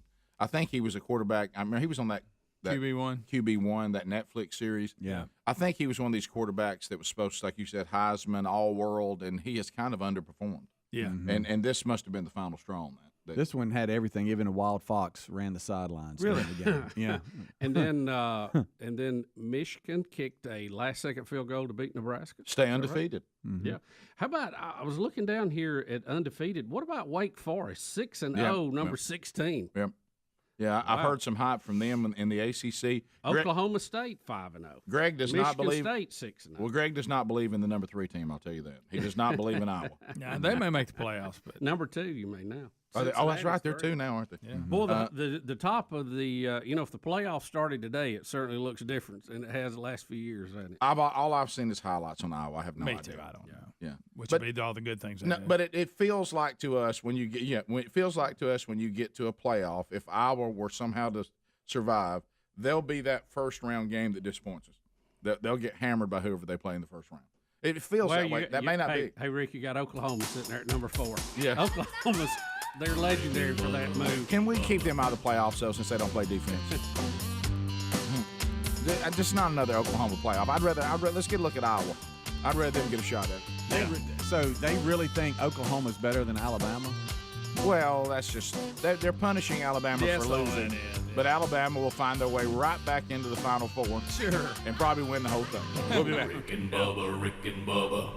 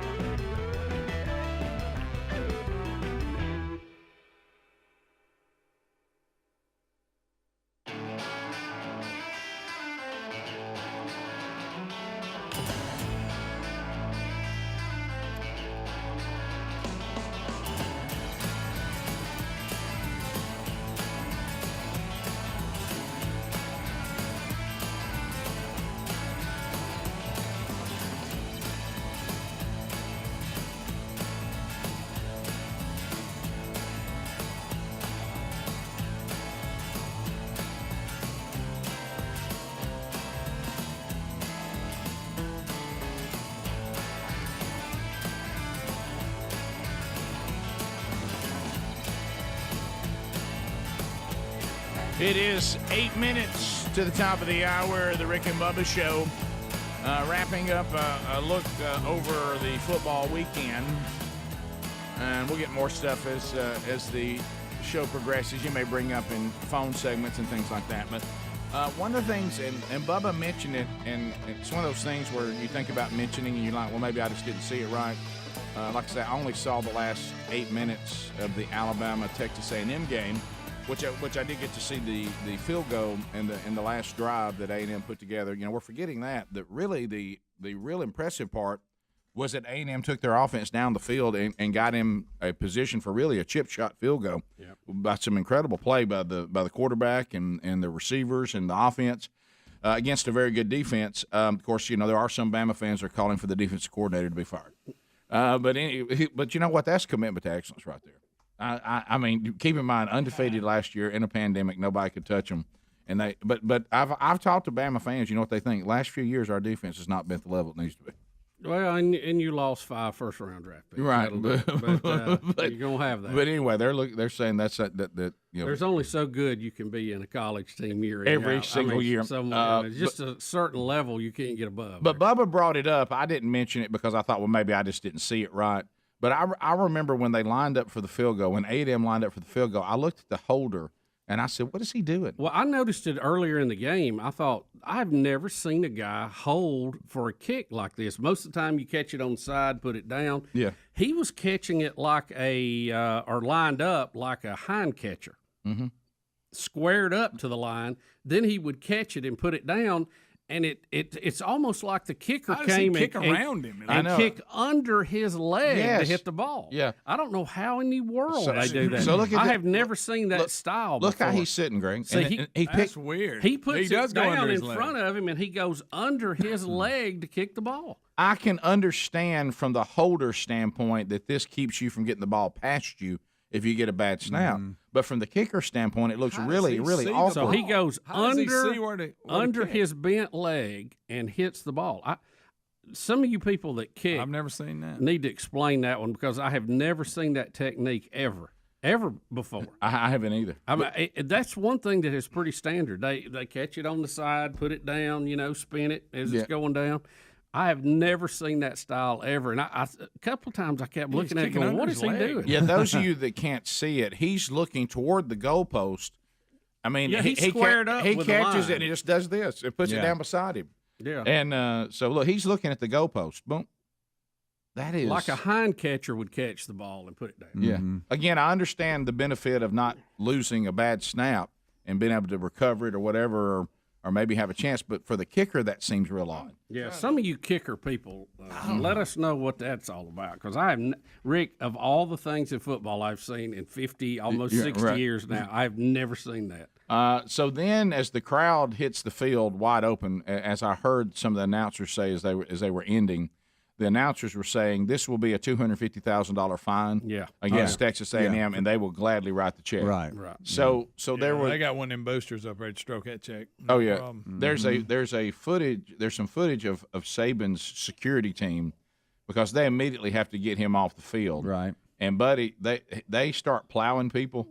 And unfortunately, it looks like they up in a young Johnny woman on the Manziel. way. It might have been the kicker's wife or stepmom, but I'm just skipping. But when they're on their way out, and you see that when she gets knocked down, that Saban nearly trips over because she completely. I mean, you can see he hits her wide open, and then there's other people that because what if he fell down? Tripping over a woman. Well, it almost happens, by the way. But that's why they try to keep people from storming the field because of the safety issues for it is, everybody involved. For everybody, yeah. And but he's getting that ready, almost ready for you. Yeah, but Saban, obviously to lose like in any way, shape, or form is unacceptable to Nicholas Saban. Oh yeah. And of course the security team, they don't want anybody in his face and stuff like that. And I don't know what was going on. I just know their job now is to get him off the field. Yeah. It was mayhem. without when you being- have that many storming the field, you do want to make sure he's protected. I mean, because you get stranded out there and you don't. Well, no, You don't you know. can't let that happen. No, and no. then you, of course, you got. I know that Fisher's trying to get him. He won't Right. because what you don't want in that situation. There's mania of course, you hate that you've lost. But there's mania. But then if you don't find the other coach and congratulate him, sore loser, you're going to get sore loser. Mm-hmm. But then in order to go Deontay Wilder, but to go over and shake the coach's hand requires you staying in the mob longer. Yes. And look, he had to go through a big mob. I don't know how they found each other. Yeah. I really don't. Yeah, and then you got to go. You got to go back. You got to go back the other way. And that kicker stepmom's in the way. Right. She's out there in the way. And let me clarify. She came over that wall quick. I wasn't saying that a stepmom wouldn't be concerned, but when you're the same age as the player and you're his stepmom, you're probably not as close to him as you normally would be. It was when you and him are the same age. First glance. You know? So, well, honestly, when I looked up, I was so just trying to get the reaction. I didn't even pay attention to what she looked like. No. And I hate to say Ready, it. Pep? I mean, for a college kid, I actually thought the other one might have been a grandma. Yeah, his parents do look a little. I mean, and maybe he's at the end of the the dad's over there in the gray, and I think that's mom there, and then the wife's in between them. Yeah. But what I'm saying is, this may be their. I thought it might be his sister. I didn't know who it was. Right. Yeah. All right. So we can't. But like I say, Rick, if your wife is the same age as your children, she's probably not very close to them because she hadn't known them that long. Right. Well, see, I didn't even notice her age. all I did was look up and see somebody with blonde hair. I didn't pay attention. You know what I mean? So I was just saying the statement I made when I said, well, if I was a stepmom, she probably wouldn't be concerned. I meant because she's the same age as the kid. Oh yeah. Not because she was his stepmom. Yeah. Because a lot of in Sherry's case, she trust me, she was very excited at every game that Blake and the other. But when they're the same age as a kid, they probably weren't very involved in. They probably just met. They probably didn't raise them since they were 4. No. You know. No, because they were also 4. Right. Well, I didn't notice her age. I didn't. All I did was look up and see that there was a blonde person standing next to the man that I thought was the dad. Yeah. And then we all see I didn't even see the other woman until somebody said, "Who's that praying?" And then I thought, and I hate to say it, when I saw her, I thought, I know, Rick. So, Rick, I'm just saying there's a lot of mistakes there when you don't know a family. How about this? I don't know the kicker of Texas A&M's family. Never seen them, don't know them. This is all happening on the fly. Or the mom may have had a lot of plastic surgery. I saw all that at the beach too. I still can't find the information on the placeholder for the kicker. I mean, you think there'd be a story about it or something? I've never seen that. Well, it's probably one of these things you watch. No calls? What's up? This will become the trend, and now you'll see holders doing that going forward. And I'm sorry we couldn't get that one piece of video, but we'll try to get it. We'll be right back. Rick and Bubba, Rick and Bubba.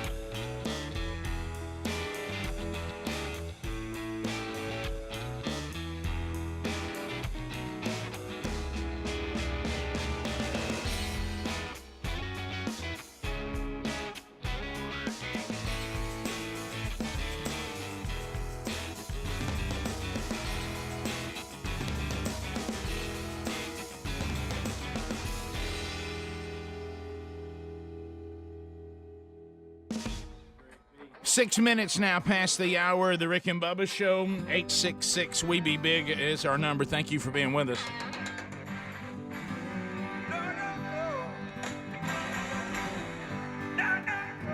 Big day. That common sense is a superpower. American heroes. Rick and Bubba. Speedy, the real Greg Burgess, and Sergeant Pepper all here. Helmsy and Adler off for fall break. They'll return tomorrow as another Rick and Bubba show, Lord willing, will be here and ready to go. Welcome back for a brand new hour. There's Bill Bubba Bussey. Rick, glad to be here. Thank you, and appreciate all of you being here on Columbus Day or Indigenous People Day, whatever you choose. Yeah, whatever you want to do. So that to me, that's just this, all this stuff that we're in this fake world that we're living in now, that we pretend to care about things, or really pretend that things are important and they must be dealt with. Some of the stuff y'all mentioned in the kickoff hour, I couldn't believe some of the lunacy of it. Also, I see we'll get this coming up. Everybody's checking in with the high priest of health, Fauci, to see if their kids can trick or treat. Really? Like he's weighing in on that. Like everybody's waiting. Want to see what Fauci said. Because he's been so spot on with everything else he's brought to us, and all of a sudden the fact he's dirty from what happened in Wuhan. I mean, filthy. But anyway, this is how do you get past that point when he was not transparent, not forthcoming on the facts, not even letting us know there was a possibility this was a gain-of-function experiment that got away from a laboratory that he personally had funded through the NIH? I mean, how do you have any credibility after that? Does anybody really sit there and go, I'll tell you what, I'm going to wait on Fauci, see if I go to Fall Festival? I mean, is there anybody really doing that? I mean, that's not really happening, is it? I mean, does anybody have to really? And listen, I want to ask the Fauci straight up. How in the world have we had football stadiums with 100,000 people plus and the pandemic not get worse? It does not make sense based on what you're telling. But that's a whole nother topic, Rick. We'll cover that in a minute. This is the thing where Sergeant Pepper and Speedy just want to accomplish that they got the video on there that I was trying to say. And I appreciate that. But it's not. Let me warn you. This video, I mean, it's seconds. And you have to watch it several times to even see. But you'll see a security guy that is protecting Saban. What I sent you, about 44 seconds in this round now. Yeah, he here it is. Yeah, okay. So what's boom? Did you see her go down right there? Look at her blonde hair. See her on the ground, and then Saban tripped, and then he tripped. But look, I mean, that he lowers the shoulder, and then he. It was one of his security guys that. Yeah, and say, didn't mean to. Watch right there. Boom. What do you mean he didn't mean to? Well, I guess he did. It's really more. Well, I don't think I was trying. It's really a hey, get out of my way. And if you don't anything in our way, we're just running over it. And look, a trip can be very dangerous. I don't know if you saw the footage of the New York Giants running back Barkley that messed his leg up, ankle bad. Just it didn't look that bad when it's kind of a trip. He's another one can't stay. But look back at this again. He's not tripping over her, which is what I originally thought. Yeah. What is Saban tripping over? Did you couldn't tell. Boom, You couldn't tell. All right, down she goes, and then he's right here. There you go. He may have tripped with a state trooper. They may have got their leg tangled up. Little cog in the back. He may have sidestepped to get away from the girl, and she got pancaked. Yeah, their feet got tangled. How about this? The girl got pancaked, y'all. Watch her phone go fly off right here. But she continues to get up and celebrate. Who was it hit her exactly? One security guy. The guy right there. See the one just ran by with no hat on? Right. That's who forearmed her. Well, go back. You can now key on him the whole way. See him right there? Boom. Boom. Down she goes. Yeah. And see, to his defense, he sees somebody coming, and she's just trying to run. She doesn't really see Coach Saban. So when will the lawsuit come up? But that's their own. I mean, I would think. Look, you're not supposed to be on the field. Yeah, no. when you. But does that matter? It doesn't matter. Hey, listen, it should matter. We got to get back to that. We got to have some black and white rules on things. When you go on the field and you get hurt, it's on you, man. Because they're wasting their breath, but they normally announce no one allowed on the field. No one. It doesn't matter. They say it, but that's what they normally. Well, there may be some hope. And it's just like we got these people that were tried to sell nuclear sub secrets today. That's treason. They ought to be shot. They ought to be shot. Period. Now, I want to have their trial, have due process, and then execute them. Yeah. Now I want to be clear. We're not saying people who come on football fields should be executed. No, I'm just saying. Football fields. Let's don't blur those lines. I'm just saying there should be black and white rules on some of this, and it doesn't really matter if you break the rule, you got to deal with it. If you don't want to deal with it, don't break the rule. That's why we have rules. You said if you break a deal, then face the wheel. That's absolutely. Right. Well, let's go back to this. Here's some. And Greg told me this. Told me this. Maybe there's some. You know how most of this stuff just seems illogical. This thing, where Woody Harrelson punched somebody at a hotel lobby where it happened. Yeah. A hotel. He had his daughter with him. They kept harassing him, and he dotted his I. Well, how about this? They're actually charging the guy who harassed him, not Woody Harrelson, from dotting his I. Yeah. They basically said, look, if you behave that way, somebody ought to dot that I for you. Yeah, they say he was defending himself, basically. Yeah, so how about that? That's a little breath of fresh air, isn't it? Yeah, you don't say that a lot. Now, over to this thing you said about treason, though, Bubba. I hate to, I know, but you can't get your hopes up on treason. But we've decided a long time ago that we don't do anything to anybody. Well, that's why you have these clowns that keep selling our secrets to foreign agents, and we caught this one in a sting operation. There's no telling how many we didn't catch. And if you are given nuclear submarine secrets that you have to be exposed to your job, and you accept that, you know that you can't be sharing that information, Rick, to foreign powers for $70,000 and hide it in a peanut butter jelly sandwich. No, well, you said straight up. That's treason against the United States, punishable by execution. If you don't want to be shot by a firing squad, don't commit treason, period. Next. What do you think will happen? Because, the story today is the FBI agent, as Bubba said, was acting undercover, and we absolutely have a Navy nuclear engineer with access to these secrets. Him and his wife. Yeah, that they were selling our secrets to someone that they absolutely thought represented a foreign government. Yep. Absolutely. That's treason. So what's going to happen to them? Well, you mean what should? I've already told you what should happen. No, yeah, I got people that. Will be, what about their kids? Hey, they are the ones that put their kids in a handle, not us. No, you know what their kids would say? Hey, in the future, let's don't be like mom and dad and sell secrets on our own country. Yeah, they're serious about that. But what I'm saying is that is what should happen. But, but what do you think is going to happen? I don't know. They'll probably get punished, and then they'll be let out and probably make a movie, and who knows. Now, I don't know if this is true, but somebody said they're actually going to be released, but they have to wear a mask, so that way nothing bad will happen. Yeah. That way they won't be able to tell anybody anymore. You'll get you'll get in more trouble for not having a vaccination now than you will for treason. I assure you that. What a joke. By the way, I just came from the free state of Florida. No concern there.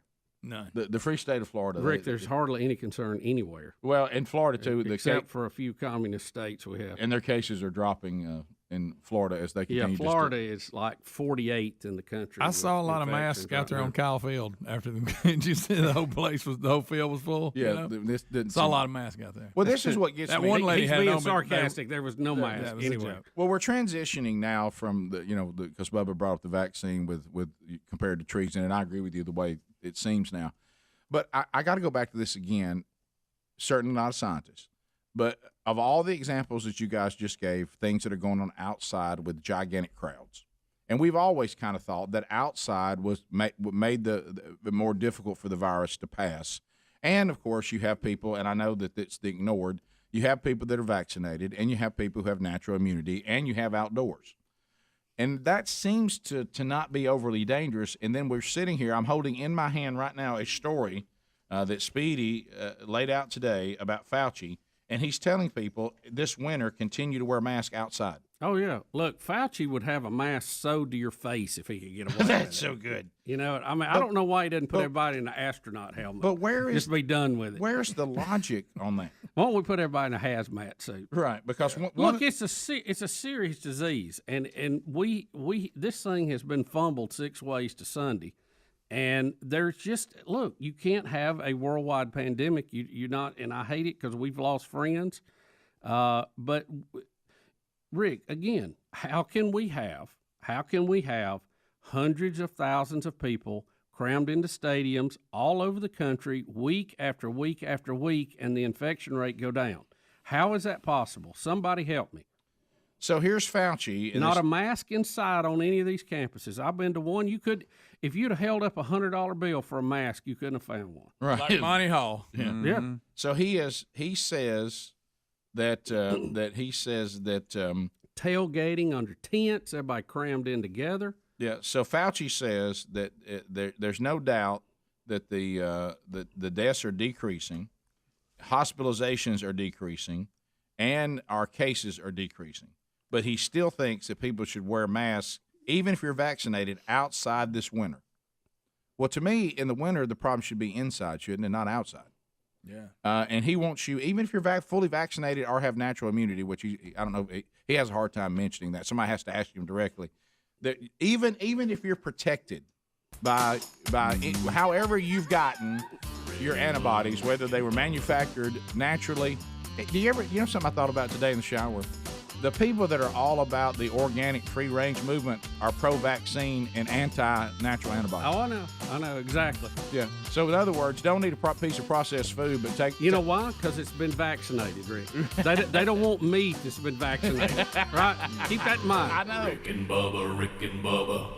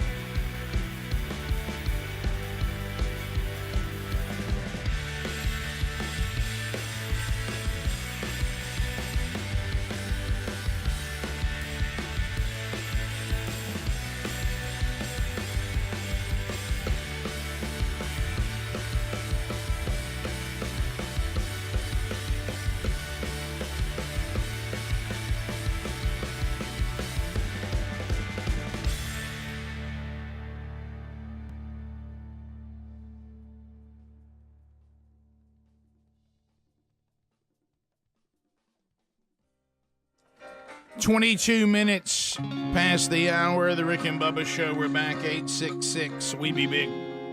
Breaking down the stories from the weekend. That we'll get to some of your phone calls coming up probably in the next segment. So just we'll put somebody there on the phones. All right, so Deontay Wilder and Tyson Fury. Greg, I heard you regretting you did not buy it. You know, I'm a fight fan. I like a good fight. Mm-hmm. And, when we were growing up, we had, you had champions, you had great, even different weight classes, not just the heavyweights. We had some great fights. And I thought about it, but then again, I was watching Alabama and Texas A&M, and I'm sure, I'm not, a lot of times these pay-per-views, the main event isn't until probably later, so I might have got to see it. But, well, I regret it now because it sounded like it was a classic. And I should have known it because the first two were. Why would this one be any different? So, this has been really the first rivalry in heavyweight boxing we've had that has been interesting in a long time to me. To us, yeah. So I agree. They were 5 different knockdowns. Is that correct? Mm-hmm. Yes. Yeah. 5 different knockdowns. Fury got knocked down twice in one round. Right. And it was Deontay Wilder finally got knocked down in the 11th and could not continue. So TKO. Yeah. And so Tyson Fury is going to retain the WC belt. And as you said, Greg, he went to the canvas twice, and at one time you thought he wasn't getting it right. Yeah. He late. Of course, Wilder's knocked him down before in the first one. Or then maybe all 3 of them. But the Gypsy King. Gypsy King. You need to see his story. It's very interesting. And then he has a tradition of singing. In the ring. After he wins, he gets in the ring and sings. And he's not really bizarre. A good singer. Can you say the same You've thing? been done. Finish. Can I play this? What? That's not. Hold on. Pull that down, Rick. Mm-hmm. Yeah, I guess he's queuing that up. Okay, so what I don't understand, because I don't know anything about this. So Fury sings, but it's not like a song of his country. One time sounded like a montage to me. What was the one he sang the last time they fought? He got the whole crowd to sing it. And then one time I watched him singing to his wife, "I Don't Want to Miss a Thing" by Aerosmith. So in the ring, because you never know what he's going to say. You never know what he's going to say. And this time he's singing "Walking in Memphis," but he changes it to Vegas since they're fighting. You got 2 things. You got 2 things rolling, Brent. Speedy, you sing.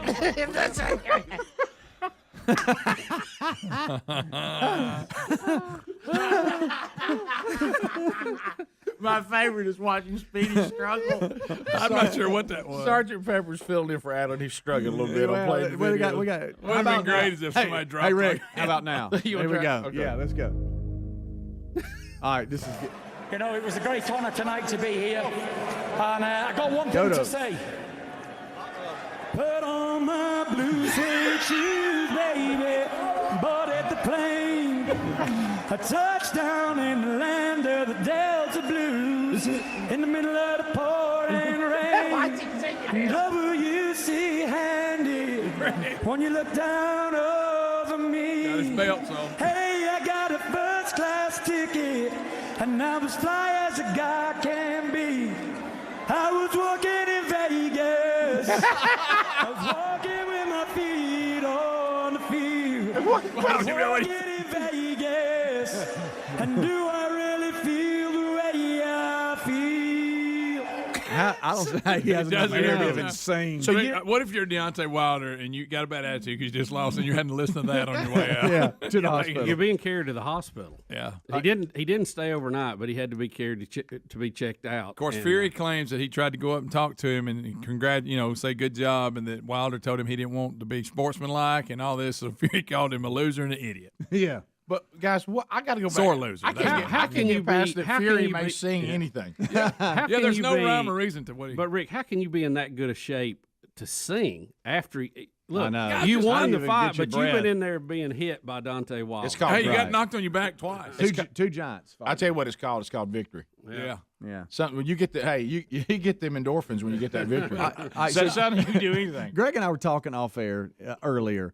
We'll be sore. Like I might do some yard work and I'll get sore. I might go do a little bit better over here and get on some rehab machines and get to be sore. Could you imagine how sore these two are today? I bet the next day, fighters, especially the heavyweights, the way they hit, don't you know that they can't move? Oh my goodness! Do we have any footage yet? I know with it being pay-per-view, it'll probably be a while, but I don't guess there's any out of Dante when he got knocked down. Yeah, 'cause they're calling it a brutal. There is some. knockout.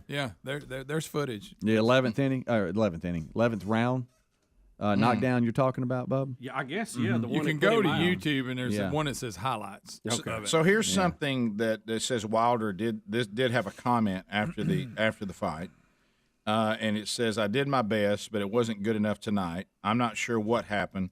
I know that in training he did certain things. I guess talking about Fury, and I also knew that he didn't come in at 277 pounds to be a ballet dancer. Meaning he was going to slug. We're going to slug. He weighed about a good 30 more pounds than Wilder. He said he came in to lean on me and to rough me up, and he succeeded. Wow. Yeah. So what was their size and weight, Ray? I'm not sure. I have to look. Yeah, well, they show it on the highlight thing. And you got to give Fury credit to get knocked down by somebody as powerful as Deontay Wilder, and get up and continue and go on and win. Yeah, it's true. I mean, because that's somebody can take a punch. Because I mean, I'm looking at him in the ring now. They're showing a picture of him down. I mean, he looks like he's hurt. Yeah. And it was one of the first two fights, that he won. But he came back. The first one was a draw. The second one, Fury won. And one of those fights, he got knocked flat on his back. I mean, I thought he was. I mean, he fell like you chopped a tree down. So he can put himself back together. Oh yeah, and go ahead and sing "Walking in Vegas." Yeah. I mean, look how fit he looks. Yeah. He's just a big old man. Guys, though, you look at 2 6'7" guys. Yeah, that's. Is that not funny though? Deontay Wilder said he didn't come at 277 to ballet dance. Go lean on it. And but I mean, they got rough with each other. It's just one of them was able to last longer than the other. Really, great fight. For both of them. Yeah, it's almost like, hey, I've knocked you out. Oh gosh, you got up. You knocked me down. I'm up. I knocked you down. Now you hit me this time. I can get up. Greg, you like me? Every time I don't get it, it turns out being a great fight. I'll buy it, and somebody will KO somebody in the first round. Yeah. See, Tyson messed me up on that because I used to buy them pay-per-views, and I'd be sitting down with my sandwich, and I wouldn't get a sandwich. He don't even get a bite in And it was great to watch because people's bodies would like fly in the air when he hit them, but still, I'd like a little. It's like, wow, it's over. All right, we'll do phone calls next. All 10 lines are available. 866-WE-BE-BIG is the number. There's a line for you. There's plenty to talk about, whatever's on your mind. We'll discuss it with you when the Rick and Bubba Show continues. Rick and Bubba, Rick and Bubba.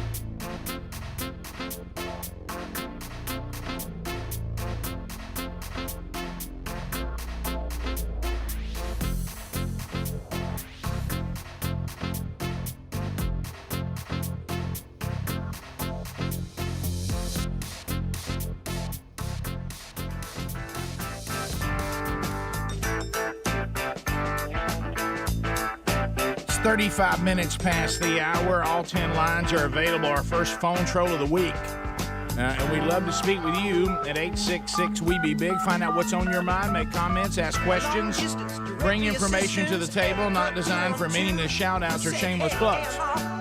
But there's room for you. Eric Metaxas is coming up next hour. And I get emails like this all the time. People saying, I want to be able to go out and I want to be able to defend the faith against those that claim that what we believed, and what we believe, look, is by faith, as are a lot of things.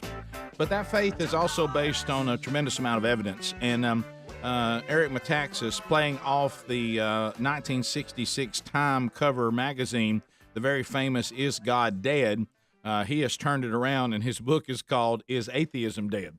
Talking about all the facts that have been produced to prove that maybe the atheists are the ones who have a hard time making their point versus those that believe in God and creation. And he's put all this together in one book, which will be a tremendous resource for those that would maybe just like to investigate the evidence for faith in God.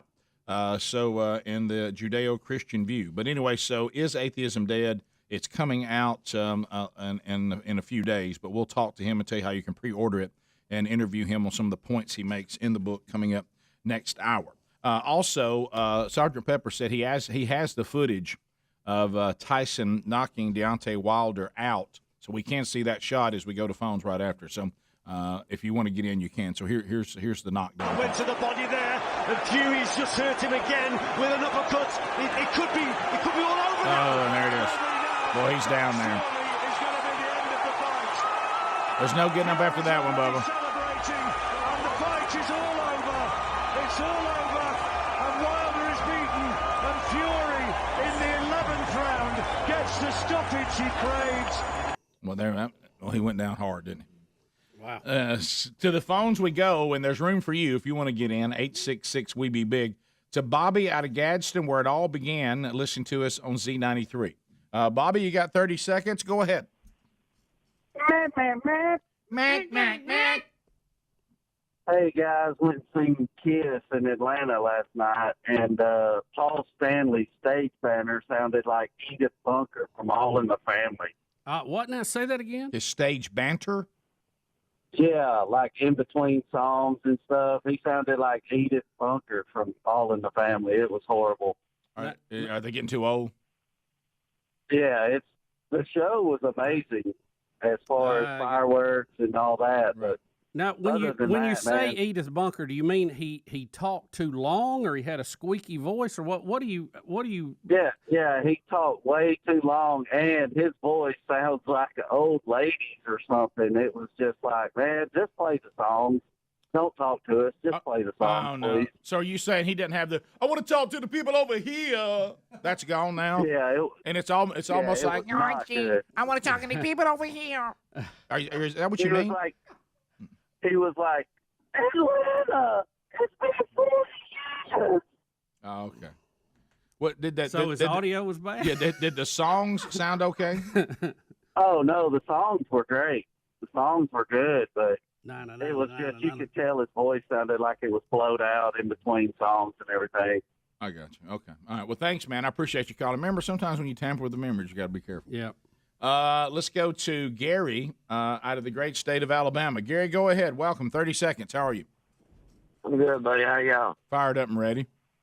I just want to say something about that Alabama game. Mm-hmm. I don't know if y'all saw it, but when our running back was tackled, the Texas jumps on and punched him in the face. The ref standing there. Ray Charles could have seen that, and he just walked away. You don't think that had anything to do with how the game turned out, though, do you? I think it would have been a different game had he thrown the flag. So you think Alabama would have won if that referee had seen that one thing? I'm not sure that that be the case, but I love Mondays. Mm-hmm. That's I didn't, like I said, I didn't see anything but the last 8 minutes of the game. But let's go to John in Arkansas. John, welcome to Rick and Bubba. How are you, gentlemen? We're good, buddy. How you doing today after that one? Oh man, that was I tell you, I think Sam Pittman made the right call on it. He's catching some flack from from the shade tree fans down here in Arkansas, but man, how's Alabama doing this Monday morning? Well, you just heard the caller before. You know, I agree with Sam Pittman's call on that. On the road, win the game. If you think you've got a good play, you can get 2 yards, whatever. I mean, that's yeah. I didn't see the play that was called by the offense coordinator, but I think the decision to go for 2. I'm with you, Bubba, based on how, because I did see how that game was flowing. Yeah, I saw a little bit of that, and I even said when I got up to leave some friend's house that invited us over. That we didn't know were there. We saw them. I got up and I said, "I tell you what, if Arkansas scores, I'd go for 2, try to win it. I wouldn't go to overtime." And you don't know what kind of condition his defense was in. I mean, he may have had defensive backs that went up and just said, "I can't take another step. I'm cramping in both legs. I cannot go back in the game." Well, based on and so he thought, let's end it here or win it here, either one. Well, based on how Ole Miss's offense was running through their defense, it was they may have been out of defensive players. Who knows? And how Arkansas's offense was running through Ole Miss's defense. So you would have thought, like you said earlier in the show, the way the Arkansas offense had performed and how the Ole Miss defense had performed, you really think whoever scores last go for 2 and win it. And I didn't see the play they called. Now think about this too. Think about this too. If he makes that call and gets it, he is a genius. Okay. This is one of those things where you are held as this is the greatest coach, the answer to what we've been looking for. You don't get it, and people get critical. I mean, it is a all or nothing decision, and you know what? I commend him for going for it. Well, no, that's the life of being a football coach. I remember going into the entertainment business, probably some of the best advice that my dad ever gave me. He said, the people who love you and the people who hate you are both wrong. You're somewhere in between. That both ends of that spectrum are delusional. And so don't listen really to either one, because the ones on the top, whenever it goes – something goes wrong, they're going to go because it's all emotional, and the ones at the bottom you're never going to make happy. But I think if you're an Arkansas fan, as bad as that program has been in recent history, you have to feel good by the direction Pittman's got the program headed. And I know that, and I like when people say even him, but we're not into moral victories, and I think that's great. That's a great attitude to have. But you also have to think, and when it's over and you've said the right things, I kind of like the direction we're headed compared to where we were. Yeah. So let's continue. Let's go to up top here. I can't see the name. You want to talk about the minimum wage bill? Go ahead. Yeah. Who is this? What's your name? Minimum wage bill. All right, never mind. He did all you could do. I did all I could do. Did all you could Matt, we lost Matt. Let's go to Don in Alabama. Don, welcome to Rick and Bubba. Go ahead. Hey, Rick and Bubba, I hope you can hear me. This is one of Speedy's occasional topics, is Joe's truck stop at the foot of the mountain there in Fort Payne. I am rapidly that with a load of cows come to the sale, and I desire the prayers of Rick and Bubba show this morning that my brakes help up this mountain. Boy, there's been a lot of people talking about that place. Boy, you got cows going, ooh. It's a big old trailer. Bobby and Dothan, News Talk 1039. Bobby, go ahead. Yeah, I hate that Alabama lost, but now Gary Daniels can't talk about 24th time an assistant coach went up against Nick Saban, how many sheets of toilet paper he uses to wipe his backside before he plays a game. Oh, I'm tired of it. It sounds like. By the way, I notice everybody keeps calling him Gary Daniels. Is it Daniels or Danielson? Is it Gary Daniels? No, it's son. Yeah, because I've noticed a couple times today everybody said Gary Daniels. It's Danielson, isn't it? I thought it was Danielson. Yeah. I don't know. I love him. I think he's great at what he does. He's one of my favorites. What are you doing? I enjoy stuff like that. Let's go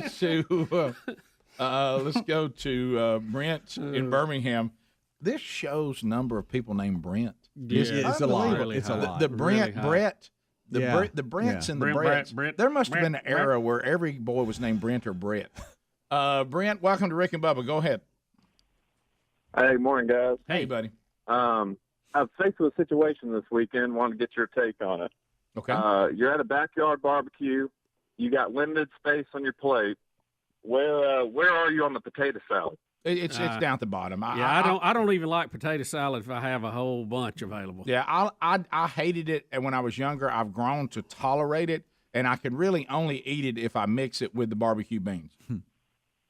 So yeah, if I don't have room on the plate, I potato salad doesn't make it. Yep. Yeah, especially if it's been sitting out there in the sun for a while. Let's go to You better Lisa. be careful with that. Lisa and Dothan, go ahead. News Talk 1039. Hey, Rick and Bubba. I got a good transition that only the Rick and Bubba show can make. We start off talking about Kiss. Let's now talk about Charles Billingsley. That's funny. And hopefully Charles was dressed differently. Well, I'm going to tell you what, Rick. I signed up with my church to go to this Women of Joy conference in Pigeon Forge. Oh, yeah. I didn't even know the lineup, had no idea. We got there a little late Friday. And Of course, Charles it's women. was up there leading worship. Well, that's right. And we're coming all the way from Dothan, so hush.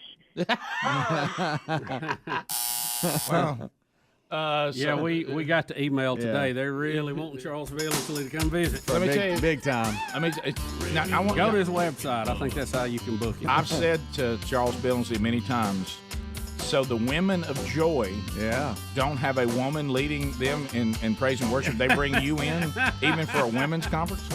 That's Charles, you realize how hard that is to transition you to a men's conference after you've been there? Look, and the women, they love him. Oh, yeah. And, I mean, he does a great job. We'll be back. Rick and Bubba, Rick and Bubba.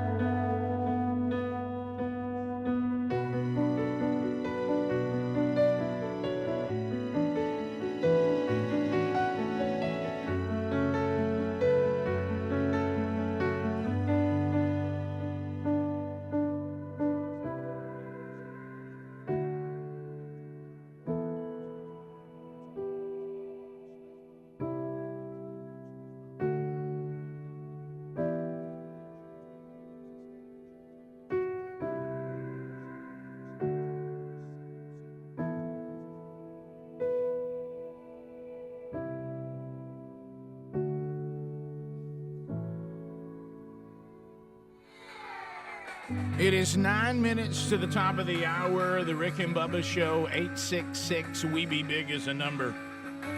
Continuing with your phone calls to find out what is on your mind today. I do want to point you to MyPillow.com. MyPillow.com, they've now added to the great lineup at MyPillow.com quilts. Quilts, that's right, sleepwear. It's their ever-growing product lineup and an array of great colors and styles that are still made from 100% U.S. upland cotton. So bathrobes, sleepwear, and quilts now have been added to the great lineup at MyPillow.com. Go there now and take the promo code Bubba, and you can get 30% off these new items. Also, you can get 50% off the MyPillow slippers. Bubba and I love those. Giza Dream bed sheets are 50% off. The premium MyPillow is at the lowest price ever, a $40 savings, $29.98. So take the code to Bubba and go to MyPillow.com and let the savings begin. There's also a link at rickandbubba.com under the sponsors button. Let's go to KC out of the great state of Arkansas. KC, how you doing, buddy? Hey, good morning, guys. How you doing, KC? Oh, just peachy so far. I hear you. I encountered the worst PA guy in history this weekend at my daughter's 5K race. Oh, boy. Now, look, he was doing fine. Pre-race, he would announce how much longer, and then like 10 minutes before the race, he decided he was scared of dead air. And for the next 40 minutes, he talked constantly, multiple shout-outs, like a lady walked by and he's like, hey, that's the lady that got me into running. Everybody say, hey, Sherry. Oh, no.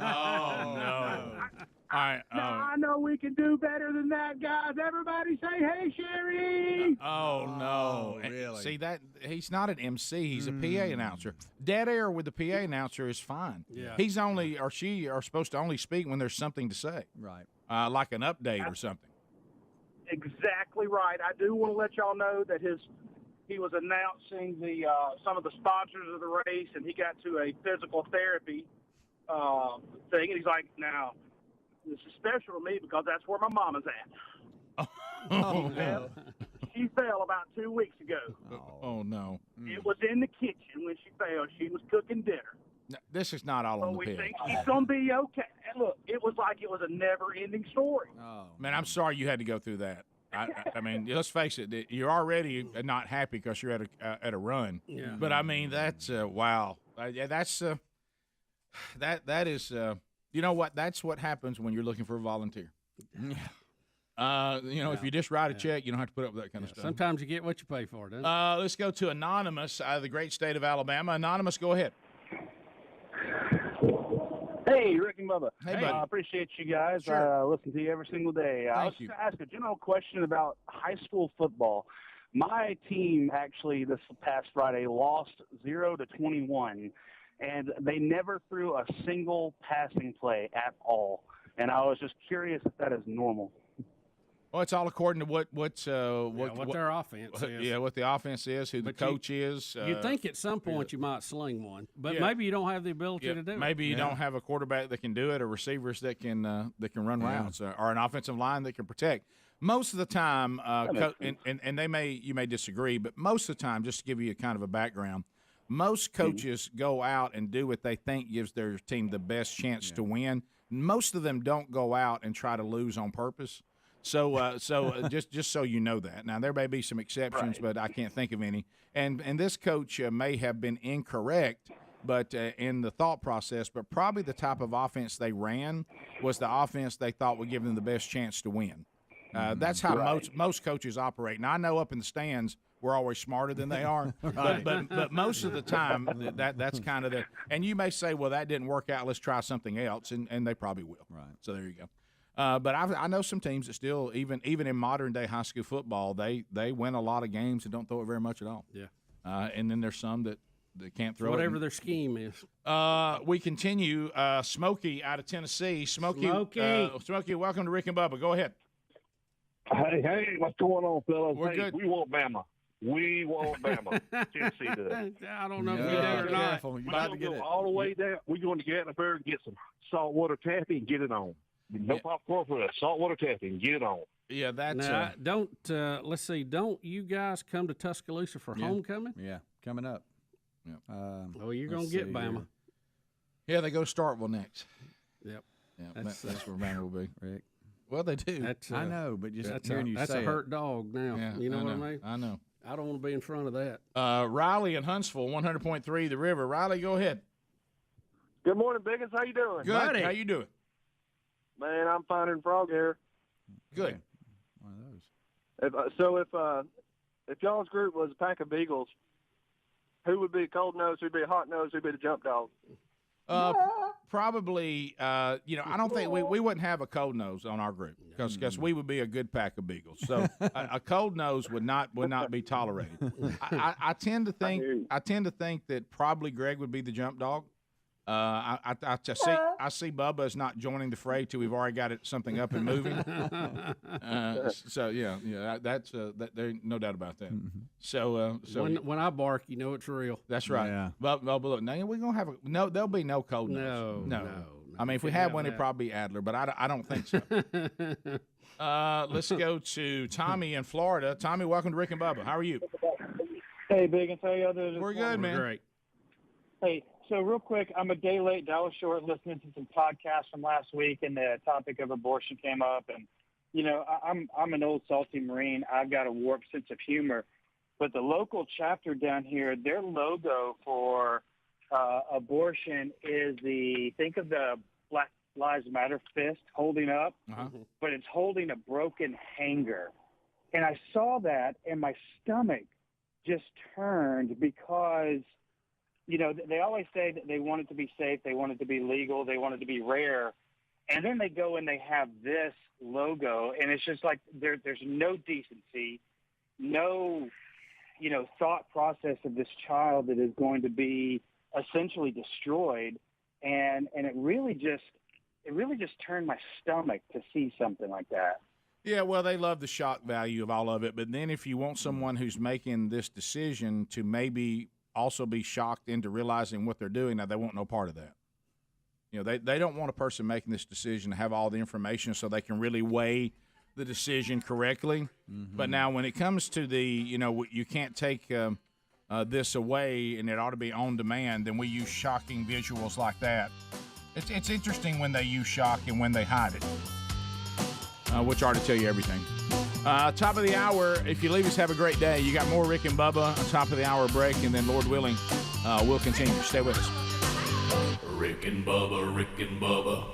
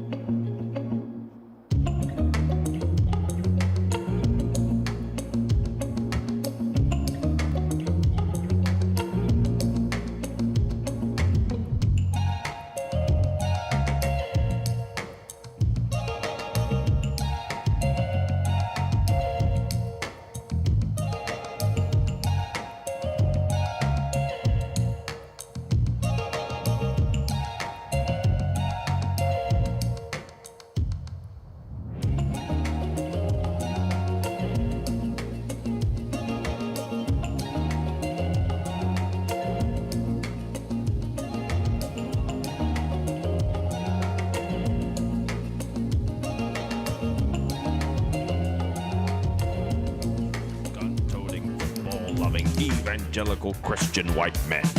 In other words, the two most dangerous men in America, Rick and Bubba. 6 minutes past the hour, the Rick and Bubba Show. Thank you for being with us as we start another hour with Speedy, the real Greg Burgess, Sergeant Pepper in for the vacationing Adler. Helmsy also out today.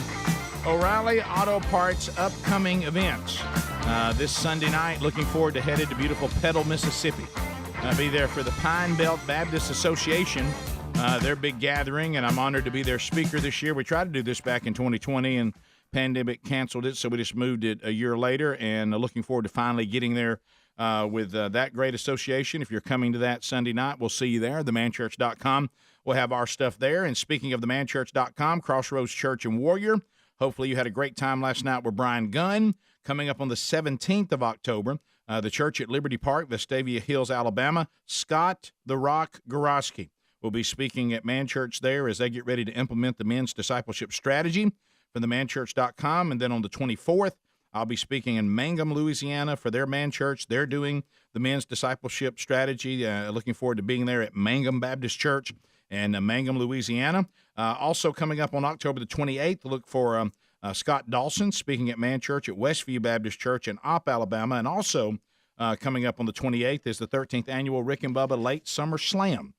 So make plans to be there. And then the first weekend of November, I'll be speaking at the men's conference at Green Street Baptist Church in High Point, North Carolina. You can find those by going to two places. If it's involving anybody on the Rick and Bubba Show, look at upcoming events at rickandbubba.com. If it's simply just a Man Church with any of our speakers, go to themanchurch.com. Thank O'Reilly Auto Parts for all your car care needs. Get guaranteed low prices and excellent customer service at O'Reilly Auto Parts. Better parts, better prices every day. So, Bubba, just got to have a little beach getaway this past weekend. Looking back over the weekends, and we've hit all the sports highlights you can stand from last weekend. And so, Sherry, we were kind of planning, my birthday came on Sunday, October the 3rd. Sherry was still in West Africa at that time, and she had been there for, was gone for 8 days. I'd been on the road quite a bit doing these man churches since we had so many of those cancel in 2020 and getting all that going. And so we kind of looked at this weekend in October, and Sherry said, hey, why don't you go figure out something we can do? We got some other stuff now we got to do family-wise and all that. So it was kind of like, let's take a little break right here after we've been, going pretty hard and before we start going hard again. Let's take a little break, and let's just do a little weekend beach getaway.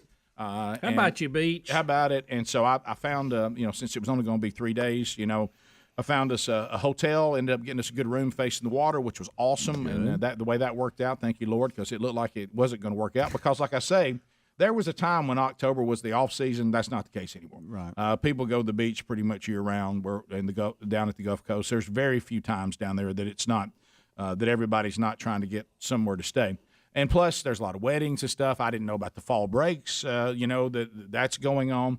So when I get there, I realize pretty quick that it's going to be pretty active. But the way we were set up, we still had our little, and this was one of those weekends. It literally was this. These were the only decisions being made. How long do you want to sit on the beach, and where do you want to eat? That's it. Those are good decisions to make. There are no now. We all know, and some of you are already thinking it. Mm-hmm. And by the way, I was able to see the Garnetts in an unexpected visit this weekend down there, and let Lynn Garnett know that she's made the best of CD this year about the bike ride with Sherry when she grossly underestimated Sherry's commitment to mileage.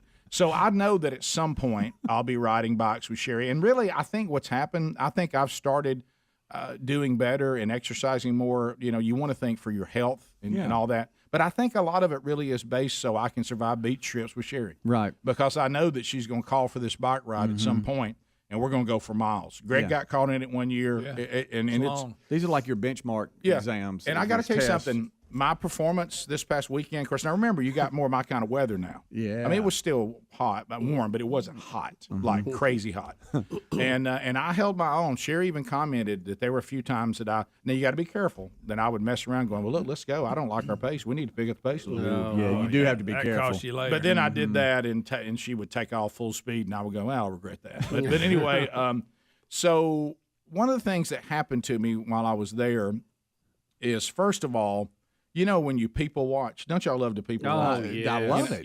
So I rock beaches and airports are my favorite. So I always rock up on the beach, and of course I'm gonna be under that umbrella. Yeah. Okay. And the water the first day was just but the first 2 days was so beautiful. Now, yesterday it started getting into that thing where the water starts looking like a glass of tea. And you say, is this red tide? Is it going to be that thing or whatever? You ever had the red tide come in? Also, you start your algae start going crazy. Yeah. You see the red tide's coming. Everybody's coughing. So anyway, it started looking a little more like a glass of tea yesterday. But before that, it was really. But the good news was the sand. You could walk like thigh high so far out. Oh, okay. Before there would be any deeper water. So that's always nice. It was great walking, and and all that rain had come through. Mm-hmm. So the flooding that we had the deaths in our state and all that had come through the Gulf. That had come through the Gulf Coast, and I mean there was water standing everywhere. You could see the impact of that water. They were all talking about what a different time it was if you'd just been here Thursday compared to Friday, Saturday, and Sunday. So thank the Lord for that, too, and for those who had weddings coming up over the weekend. Yeah. Boy, these outdoor weddings. Boy, how can y'all handle the stress of that? You roll just watching for the weather. But the ones who had them had beautiful. Got to have a good plan B. So I don't know if you guys are familiar with this new trend that's starting out there. So I'm down on the beach, and I've already made the joke that I've started realizing my age. So I start looking for the groups coming by, going, so which group is me now? Yeah. You ever do that? Uh-huh. You spot There some, I am. You spot some people you think that looks like our age right there. There I am limping. This guy looks like he weighs about what I weigh. You know what I mean? And all this, and this looks like a couple that would be. And so I started realizing that I've moved into that group now that, probably don't take their shirts off anymore. Mm-hmm. They keep a shirt on. Mm-hmm. Sherry was laughing. She said, I've moved to the point where there's not really a bathing suit. It's just waterproof clothing. You know what I mean? Right, She goes, you're getting older when your bathing suit features really just a pair of shorts. You know what I mean? And we were talking about all that. And I said, I hear this is us. I think this is our group here. She's like, wow, is that our group? So anyway, we're out there, and she says, and thankfully where we are, the hotel we stayed in, you literally just walk down a little wood bridge through the door, and then you're right on the beach. So it's not far if you have to go back and get something, which I'm glad. I've gotten real spoiled. I hate this staying way back in there. Yeah. So she says, would you go get us something like lunch-wise? Let's just get us something to eat and eat it out here on the beach. And I was like, oh, okay. So what are you thinking? And she says, well, I saw this little place across from the hotel, and I don't even know how to say it. And they have more than just what is this superfruit thing? Acai berry. Acai berry. Acai something. Yeah, I'm out. Supposed to. Yeah.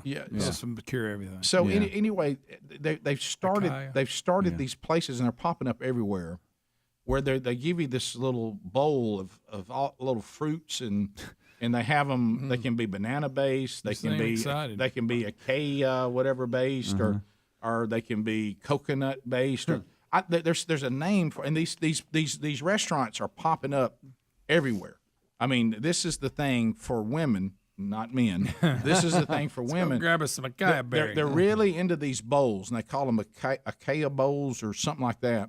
So when we come back, I'll tell you. We'll research it in the break. I'll come back and I'll tell you, because you know how you walk into different cultures. Because let's face that, food is always what? Every food has its own culture that goes with it. Exactly. And so I was sent on a lunch run that I went into a world. Have you ever been to one of these places? That you didn't belong? Have you ever been to one of these places? I haven't. It made Panera Bread look like a steakhouse. Okay. Oh, really? Okay. So I'll talk about what worse than the salad place. I'll talk about what it was like to go in there. Yes. Wow. Look at that. Rick and Bubba.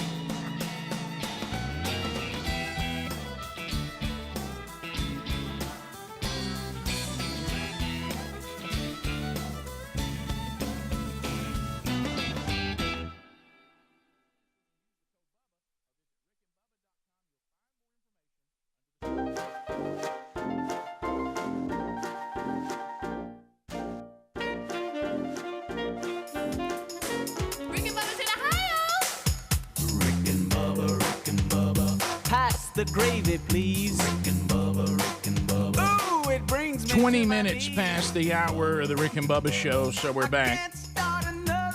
So Sherry and I went to the beach this past weekend, and my beautiful wife, if you're willing, she'll go to the beach and she'll stay out there all day long, all day long. And then the only thing she wants to break for is a bike ride. And I know that And going some acai. and I know that going in. Now keep in mind, first of all, first of all, I'm a grown man. Okay. Yeah. And when grown men Recently turned 57. especially if you're a grown man who, you're trying to do better with your eating and everything, but you have a great fondness for food. Yeah. When people are encouraging you to eat, Right. You have I some got it of in my it in beard your right beard, now. right? When Yeah. people are encouraging you to eat, you don't want to waste it on something like some acai or a acai bowl. I've never heard it called acai. There they are. Look at that, Bubba. That's acai. Women go crazy Which over these part's restaurants. acai? They go crazy. So Sherry, Am I the only one that's never heard it called acai? I've heard acai. What? You heard it wrong. Yeah. Acai. But you go in there and they Look, have. I love charcuterie boards now. Yeah. You're like, What'd you what? say? I think you just bit your tongue. Right. No, that's Yeah. right. Rick, did you order an acai bowl? Did you have to say it? So here's the thing. I'll take another. But don't forget this. When you go into these restaurants, not only are you already demoralized that you're going into one of these places, Because it ain't a steakhouse. when you walk in, ribs keep in in there. mind, Sherry's asking me to take one of my meal opportunities at the beach. Yeah. And waste Which it is part of the trip. and waste it on this. Now keep in mind that when you That go ain't in even a there, good wedge salad. Is these places Cobb. these places are just like the Starbucks problem. Not only is it demoralizing for any heterosexual man to go in there, but then the way that they name their bowls, you got to go through the embarrassment You of gotta that. say it. I'd like to have the Bahama Joyful. You're like, what? Bahama Joyful. I'd like to have the, I'd like to have the Cowabunga. I mean, you feel like an idiot. You know what I mean? And so, need the island paradise. listen. I walk up, and of course, all these places for some reason nobody knows why they have to, Greg. They have to lease the spot that features 200 square feet. Oh yeah. Everybody Yeah. is Oh, yeah. packed. You can't turn around. Oh no. And so I walk up, and guys, when I walk up, because you want to come back to the beach with whatever she wants, okay? Yeah. Doing what she likes, okay? Hey, we're doing what she likes. It's great. We're eating acai. And so I walk up, and Bubba, you remember the term for Chuck E. Cheese hell? They were lined up outside like the Stones are in town. Oh, I love it. This time, because remember, this is the target audience, they're lined up outside like Justin Bieber's in town. Oh my gosh. As far as I can Acai. see, are girls anywhere from the age 12 to 18. That's all it is.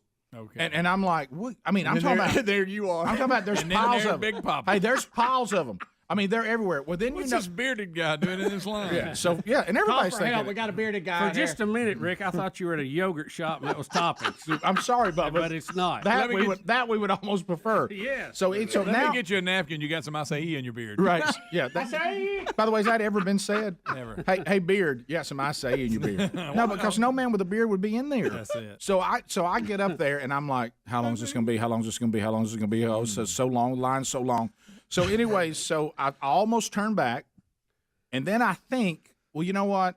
Once I get inside the door, it's not that far. I think it's not that. And you want to come through. You want to come back whatever your wife wants, okay? So I get in there. Now, I want you to picture this, okay? What if you come back with wings? Picture me exactly the way I look, okay? Picture me exactly the way I look, standing. I'm not exaggerating. There's me, and there's nothing but teenage girls. It's just me and a bunch of teenage girls. Okay. And so I'm sitting there, and then there's a window right here to my right that goes back out to the world in which I came from. Okay. So what do you think happens? So there's a few little girls in front of me, and I think, well, I'm not that far away. Then what happens? They all start running up to the window. Oh, can you get me an icy bowl? And they're hollering, through the window they're hollering to their through the window friend. to the people in front of them. I feel so bad for her, and they're doing all this kind of stuff. And You then go, that's a she's foul. supposed to be with. I feel so bad for her. Find out what she wants. Then they can't get each other's order. I can't get up there, so they start texting each other through the window what about they get want. in line like now, everybody else? Now they're taking pictures of the menu. And then they're sending it back because they looking in the window. I can't send the menu. Well, get in I line. can't say the menu. Can you text me the menu? And I'm like, I'm never going to get a bowl. And then I'm thinking, I don't want to bowl anyway. So imagine what I'm Working going through for hard something for I it. don't even want. And I feel so bad for her. That's I cheating. bet I heard. That's I feel so cheating. bad for her. I don't know what was happening. Something was going on, but I just feel so bad for her. And Texas the menu. these little faces jumping in. how big So a what bip happens was is that? Texas the menu. Well, here's the thing. So not only have I got all these girls in front of me, now a pile are coming to the door, and so Hollering it in. really, they're just backing me up further in the line every time one would come in. Can you talk about no? That's the her. And I feel so bad for her. I bet I heard that 1,000 times. I'm like, do y'all say anything else? Oh, look at her out there. I feel so bad for her. And I tell you, don't feel bad for her. She should be on time. Right. And Bearded Get in man. line. so guys, it took me so long, so very long. So then I make the mistake Boy, you of just saying, love to have had a good drive-through. Rick, I feel so bad for you. yeah, I know. I feel so bad for him. I feel so bad for Rick. But surely there's an app for that. And so then, by the way, it did own some of the people back there working. I screamed out, "Is this what it feels like to be Justin Bieber?" and by the way, it owns some of the people back there. Hey, you are being here with us every day. I feel so bad for you. And so, so I think, well, I'm going to leave this bowl world because, by the way, I'm only going to say one bowl because they're all named. All these, I'll take the Bahama Passion. You know, and so I was like, I'm not saying that. Who wants the Bahama Passion? I feel so bad for him.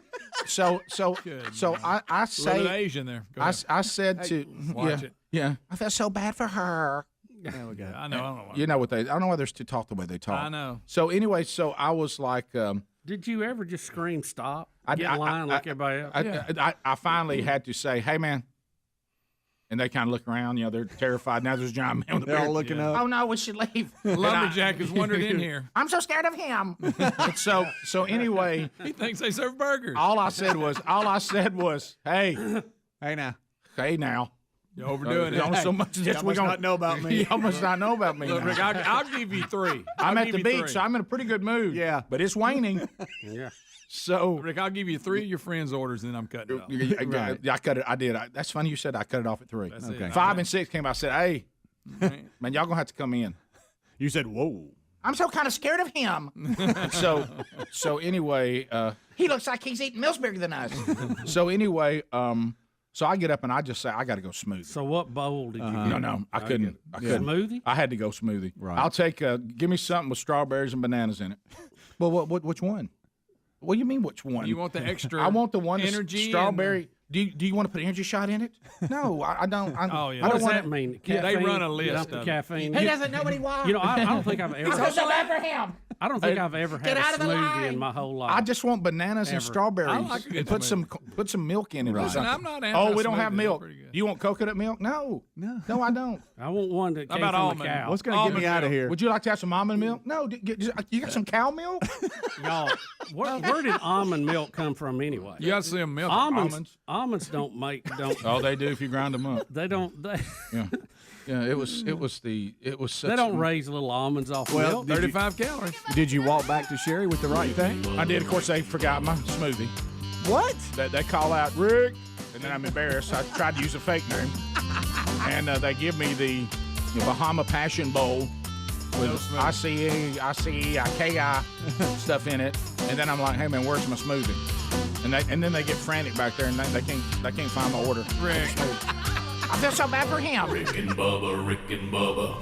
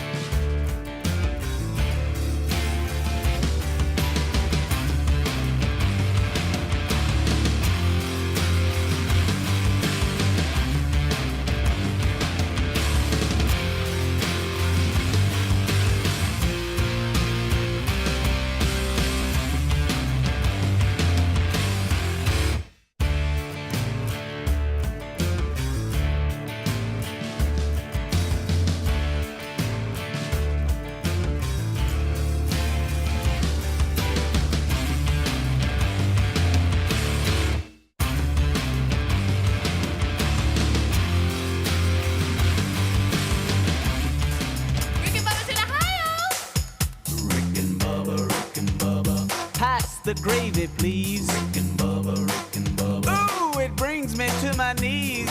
35 minutes past the hour of the Rick and Bubba Show. 866 We Be Big is a number. Eric Metaxas is back with us. Always good to chat with old friend Eric. Eric, welcome back to Rick and Bubba. How are you, brother? Eric has stepped out. Oh my of the gosh, frame. he's not there. Hey, Eric. I'll tell you what was funny is Eric went to get a copy of his own book. Yeah. He was going to hold it up. Yeah, there it is, buddy. Eric Metaxas is joining us. The new book is Atheism Dead. It is going to be available on October the 19th. It is available, and we have the link in show notes at rickandbubba.com for pre-order now. And Eric, welcome back to Rick and Bubba. How are you, buddy? You got my up? Oh, you're up. Okay, here we go. There's Eric. There we go, Eric. We'll get it. Hey, Eric. You can hear me. Yeah, We're good. You're loud and clear, my friend. I just want to say I'm in my parents' home up in Connecticut, which is still officially Yankee territory. I just want to let you know. But listen, I love you guys, and I'm so excited about this book. Literally, I've never been as excited about a book. There's stuff in here that's going to shock some people, and I think it's about time they got shocked. Yeah, I was looking. I was already telling people, and I mean this. This is going to be a great resource because we've said before on our program, and we've talked to you about this. When people say, "Well, you guys do Christian radio," we said, "No, we're Christians who do radio," and we talk about the world on secular radio, TV, streaming, whatever, from a perspective of a biblical worldview. And of course, that comes under. Now, there's a lot of young people of faith out there, really just anyone who may be a person of faith that says, hey, can we really defend what we believe? I mean, there's a lot of apologists out there, but I don't really have that knowledge. And what are some things I need to know to defend the faith? And I'm telling you, looking at what you've done with this book, this is going to be a great resource because you are educating people on things that really are available to them, but there's almost like this push to suppress us knowing this. The atheists always want to come up with all their facts, but they conveniently leave out a lot of truths that prove. Look, I'll be straight up. We have we've catapulted into the future, and even saying, "Hey, let me give you some arguments of the Christian faith." I'm here to tell you, it is open and shut. Anybody who says I'm an atheist is intellectually behind the times. Now, if you want to say you're an agnostic, I will give you respect because there's a lot to talk about. There's a lot of questions. But in terms of atheism, there is so much evidence from science during our lifetimes, while we've been sleeping, while nobody's been telling us anything, evidence has been amassing in the world of science on a number of fields that when I finally understood it, I said, wait a second, this is insane. This is not some evidence. This is overwhelming evidence. And the only reason you don't hear about it is because a lot of people are saying we better keep our mouths shut. Don't even bring the subject up because the evidence has amassed. It's the great irony. Everybody acts like science is pushing God out of the picture. It is just the opposite. I think God has a sense of humor. He's like, okay, when you get your science really advanced, you're going to be sorry because you're going to find that I created the world. And science is going to be able to see that in a way that you couldn't see it in 1950, couldn't see it in 1970. Now, with the technology we have, we can see things about the universe that straight up point to the unavoidable existence of God. You want to argue about the kind of God or the details, go ahead. But you can no longer argue whether God exists. If you are, you're putting your head in the sand. And there's some people who are going to do that. Eric, you make the point, and I agree. If you look to the very edges of the known universe, the way it is spreading out, accelerating as it spreads out, or if you look down into our DNA, you see patterns that are replicating themselves that just scream that there is a designer involved in all this. There's no question. And again, I got to tell you, Rick and Bubba, I myself have been astonished. And when I say astonished, I mean, I didn't think in my lifetime the evidence from science would point to God in this way. There's a couple chapters in the book where I talk about the fine-tuned universe, how the more science discovers, day by day, they're finding more things that they say, this is so perfectly calibrated, that doesn't make any sense. randomly, it couldn't be this perfectly calibrated. And we're talking about dozens and hundreds of things that if they weren't each perfectly calibrated, there's no life. That should be a headline. That should be taught in the public schools. That's a big deal. Similarly, I write about how we get life from non-life. This is the big one that nobody talks about. Let's say, every scientist says, hey, life appeared on planet Earth in single cell form 4 billion years ago. We all know that. Okay, you know it. How did that happen? Can you tell me how that happened? Can you tell me not how life evolved or if it evolved or what? Tell me how life goes from not existing to existing 4 billion years ago. Go. What do you got? They have less than nothing. And the reason you never hear about it is because it's so embarrassing. If you were a scientist, would you want to raise your hand and say, by the way, in 70 years since we started talking about this, we've moved backwards. We know less now than we thought we knew in 1952. There's a guy named James Tour out of Houston who has educated me on this. It is almost funny when you start looking into some of this stuff. And I said, it's about time the world knew.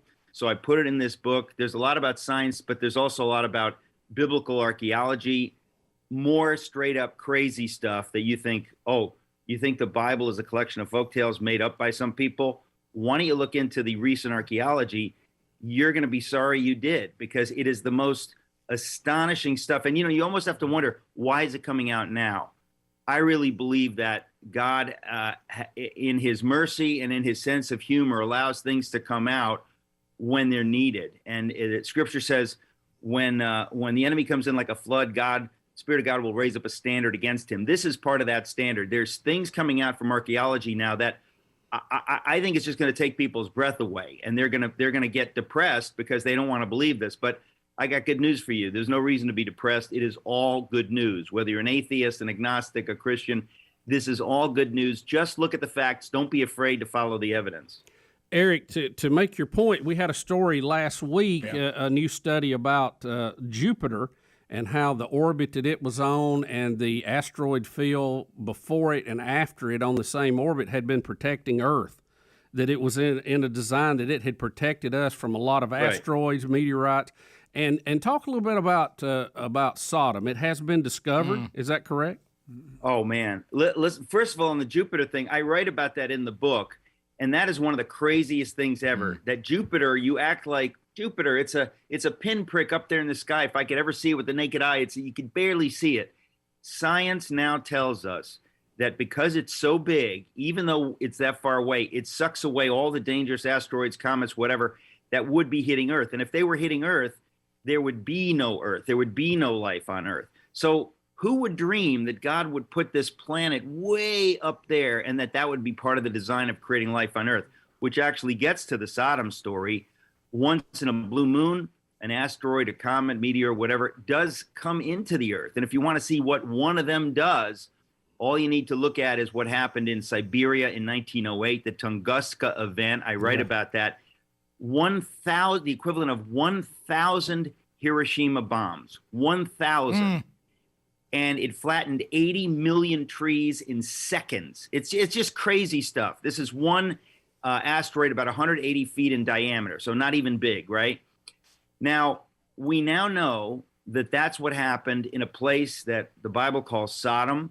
A friend of mine, had him on my radio program this week, Stephen Collins, discovered this from reading the Scripture, and the Scripture told him, hey, Sodom must be up in this area. Nobody's ever looked in this area, north of the Dead Sea. He looked, he found a mound, one of these gigantic mounds that cities upon cities over millennia. He dug there, and what he found, even the journal Nature, one of the premier scientific journals of our time, corroborates every single thing and saying that this sure looks like the thing that happened that started this rumor, this legend of Sodom. Well, of course, they're going to have to say that, but when you look into it, I wrote an article about it in Newsweek, was there last week, but there's 2 chapters in my book. I give every detail. Anybody willing to see the evidence is just going to be blown away. They're going to say, we have discovered the place from 1700 BC where Abraham and Lot and all of them were, down to the details of its destruction, down to science telling us how it was destroyed.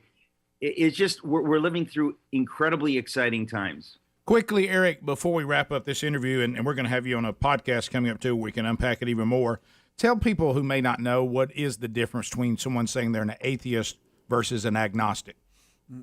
Well, an agnostic is somebody that is confused enough to be honest, and they say, I don't know what I believe. There's evidence on both sides. I'm seeing things that confuse me. How can a good God allow all the evil in the world? Why do some religions say this and other religions? You know, there's honest people trying to figure it out.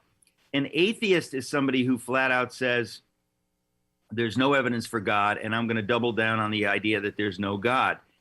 And the fact of the matter is, you can no longer live there. In 1950, if you wanted to say that, you could say it.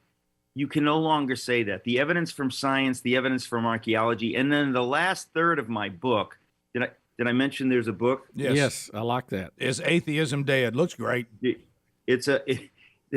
In the last third of my book, I talk about atheism itself and how atheism doesn't hold up. Even if you just forget about all the evidence, there's something about atheism. On the cover of the book, it's a snake swallowing its own tail. That's a picture of this atheist philosophy. When you say there's nothing in the universe beyond the universe, there's nothing beyond the universe, just material. That doesn't make any sense philosophically, much less from science and archaeology. And then I look at the lives of some of these atheists, and some of the most famous atheists of the 20th century came to faith in God. Nobody knows that. I said it's about time people understood that Jean-Paul Sartre, Albert Camus, some of these really thoughtful atheists found their way to God, the God of the Bible. This is big news. We're living in exciting times, and I just want to get the word out. Thank you, Eric Metaxas. The book is called Is Atheism Dead? What a valuable resource. Thanks for the effort and the passion for you to put this together. It's going to be available and start shipping on October the 19th, but you can get it right now. Pre-order it at rickandbubba.com under show notes, and look for Eric coming back after the book is released on Rick and Bubba University, the podcast, and we'll unpack it in even more detail. Thanks, Eric. Thanks, Eric. Appreciate it, buddy. God bless you guys. Thank you. You too, bro. We'll be right back. Rick and Bubba, Rick and Bubba.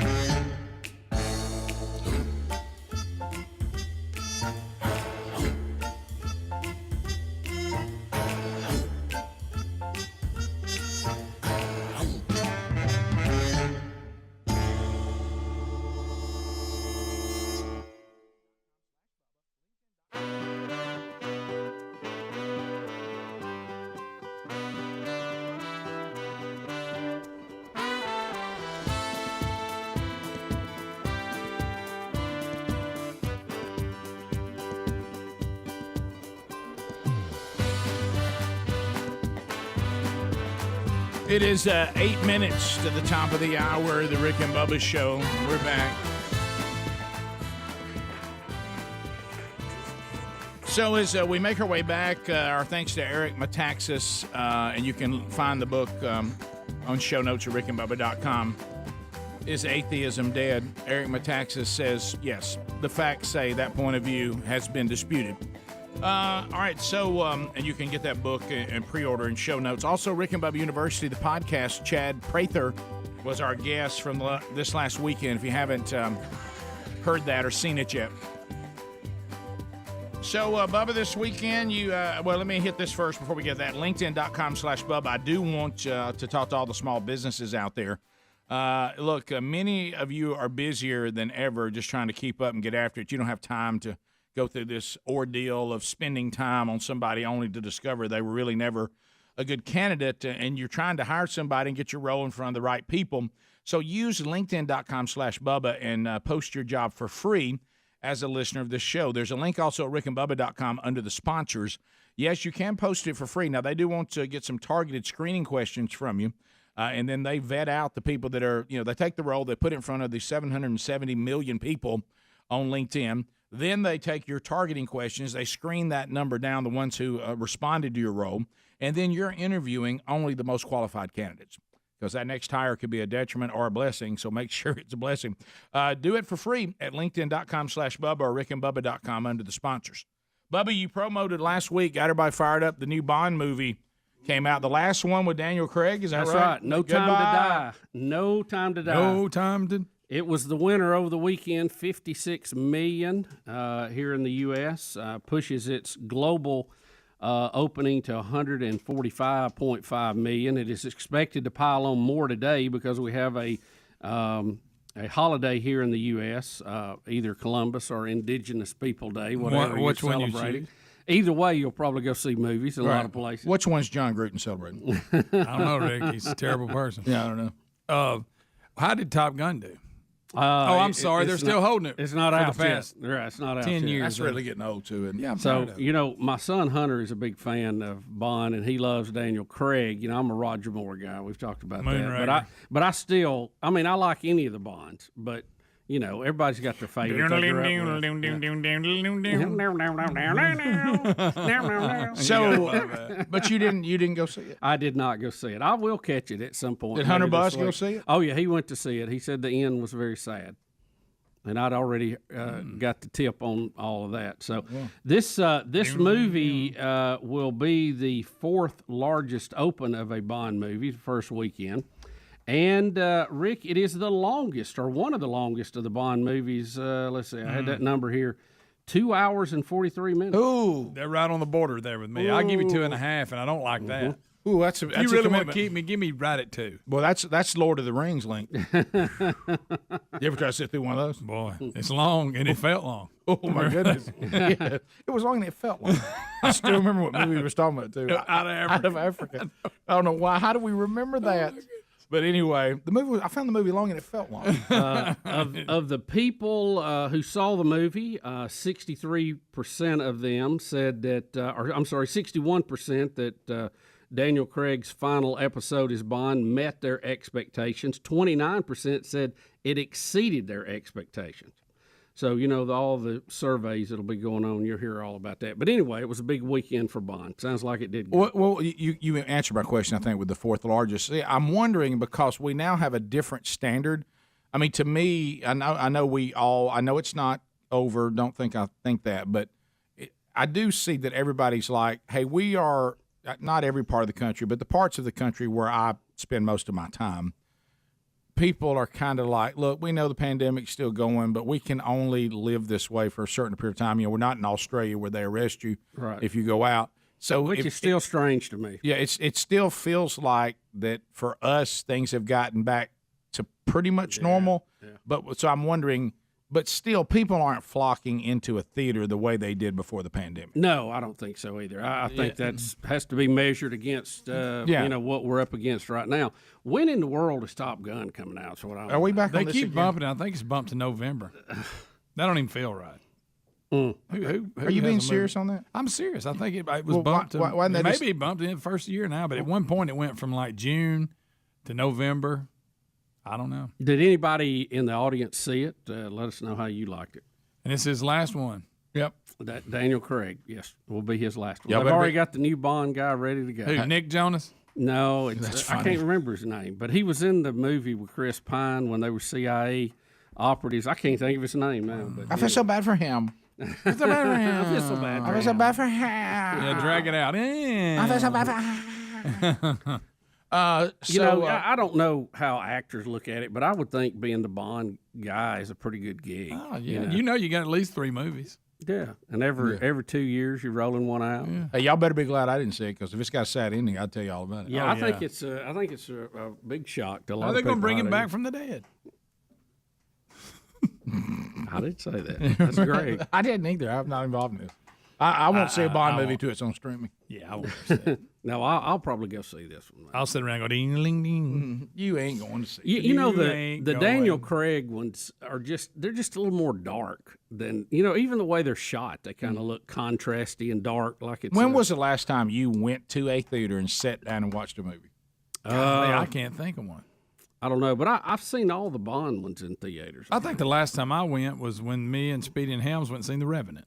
No. Yeah. Greg, that's been. I think so. Well, you got to think we've been 2 years in this pandemic. You didn't dare go out. I may be wrong. I went to see one not too long ago. Can't even remember what I saw now. What did I see? No, I do know what I saw. What was that movie? I went with the boys to something. I don't go much. Top of the hour. If you leave us, have a big day. You got more Rick and Bubba. We'll be right back. Rick and Bubba, Rick and Bubba.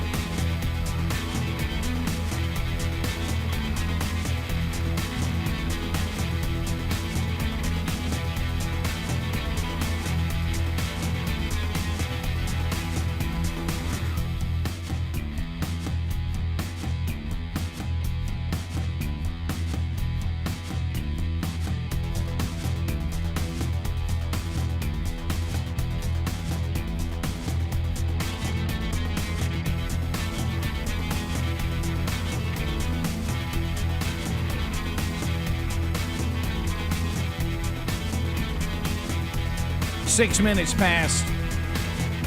Rick and Bubba Show.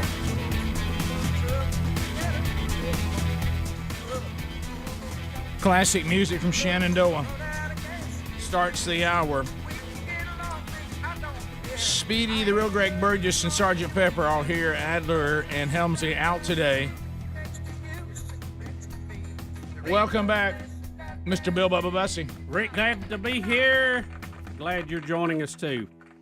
Well, Shenandoah, listening to their great music. Marty Raybon's been a guest on the show many, many times. And Marty is back. We wish it was under less sad circumstances, but you can make a difference. A lot of you heard the story.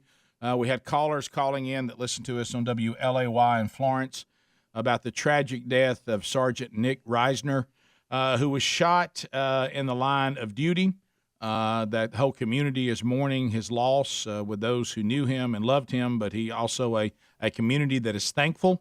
And I think that we have an obligation to help those families that have loved ones that put themselves in harm's way. And you got an opportunity to do that tomorrow night in Sheffield, Alabama at Riverfront Park, benefit concert. And Marty Raybon joins us now. Marty, welcome back to Rick and Bubba. Hey, man, it's good to be with you, Rick, Bill. Love Rick and Bubba. Man, listen to y'all all the time. Sure do. Thanks, Marty. Marty. Man, I still appreciate you having me on to be able to tell folks, about what's going on. Look, not just Sergeant Risner, but, literally all our police departments in the Shoals area, they cast a large shadow. And, I think that's one of the things that caught everybody by such surprise that something like that could happen here. Now, mind you, it can happen anywhere, and I get that, and it does. But, having the opportunity of, for us being able to try to put something together, that's another thing that's wonderful about the shows.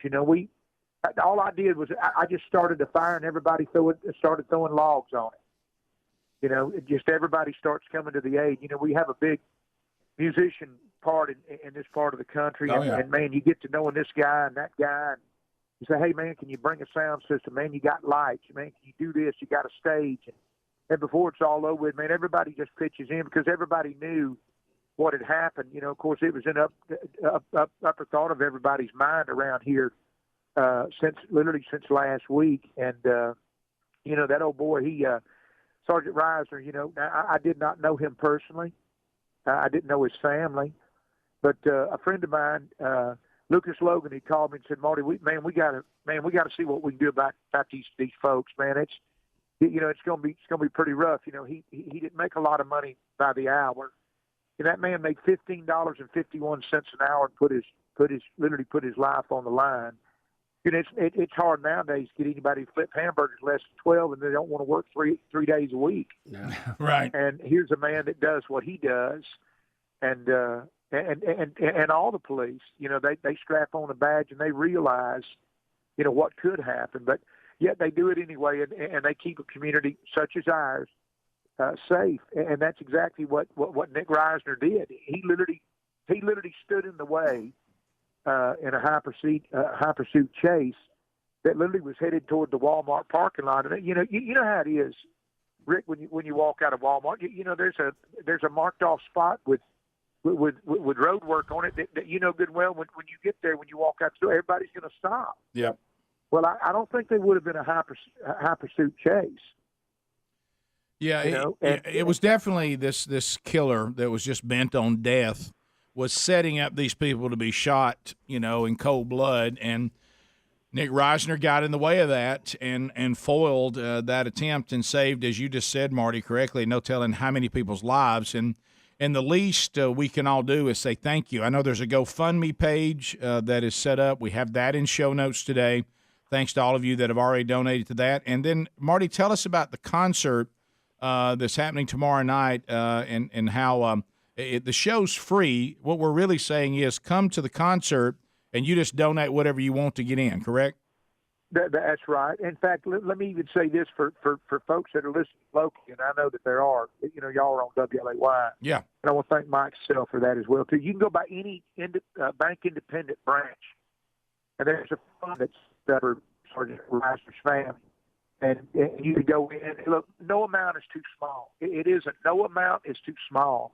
And, of course, no amount's too big, but it all goes toward the effort of helping these folks out. Now, when they get to the concert tomorrow night, absolutely free, 100% of the proceeds. Nobody that's involved in this is getting one single dime.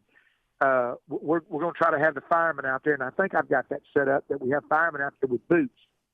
You know, the old fireman boot. Oh, yeah. You know, where they out there, and, you know, folks, you look, when you walk in, you just throw money in the boot. I don't care if it's change. Whatever you have to give, you know, because a lot of times, you know, kids will want to give, and all they got's a piggy bank with some coins in it. That's fine too. It's the heart of giving, and you know, that way at the end of the evening, and it's only going to last 90 minutes, and I wanted to make sure that it was that way so that people would know that, look, it's about music, it's about us being able to have the spirit of being able to, you know, to give back, you know, as a community, and look, that's what our community has come out, and they've already done that. And they continue to do that. The only thing we want to do is we want to provide a service for what their giving has been, you know, and be able to do that with Lenny LeBlanc. That'll be there. Travis Womack, Wayne Chaney at the end of the evening is going to play taps on the trumpet. You know, I mean, it's absolutely, it'll send cold. It'll make the hair on the back of your neck stand up. Yeah. It's so touching. And, look, it's just going to be a wonderful evening. The reason why we wanted to keep it at 90 minutes, Gary Baker will be there as well. We just wanted to make sure that we kept it at 90 minutes because, look, I know it's a Tuesday night, but Shenandoah, you know, we've been out, you know, working hard this year. We're fixing to go out on a 5-day run, which will take us 6 days to do it. And by the time, you know, we would get back and get it all organized, you know, it's kind of that'll saying, you know, out of sight, out of mind. And the more that lingers on, the more that the giving and people feeling the way that they do may dull a little bit. And I really don't want any of it dulled as far as people giving. And just really honest and truly want the family to know literally how much our community loves them and literally how much we love our law enforcement in this community. I mean, look, we have some great guys. Look, you know, in the music business, there's some jerks in it. Just like there's jerks in anything else. But look, I don't want to be strapped with that. Man, don't accuse me of that. But unfortunately, that's what's happened to the 1% that'll do that in law enforcement, and the other 99 have to pay for it. You know, the law enforcement is a good thing. It's a wonderful thing. And, man, we just not only want to show the Risner family as a community how much we appreciate them and how we want to, you know, just envelop them with the love of God in them. And hopefully, you know, bestow that as well to our police departments in this area. You know, it really is amazing how the communities come together. And Marty, we appreciate you giving and spearheading this. And I know it's going to be a great event. And the words that you said, we couldn't agree with more. Yeah, and all you got to do. I appreciate that, buddy. Yeah, thank you, Marty, and thanks for what you guys are doing. And if you want to be part of this, the concert's tomorrow night. The weather looks like it's going to be fantastic. It should be a beautiful, beautiful night in Sheffield, Alabama, Riverfront Park. There's going to be 90 minutes. It'll be done at 9 p.m., starts at 7:30. Anything you want to donate gets you in. It's a free concert. You just give whatever you would like. You certainly can go to the GoFundMe page. We have that at rickandbubba.com in show notes today.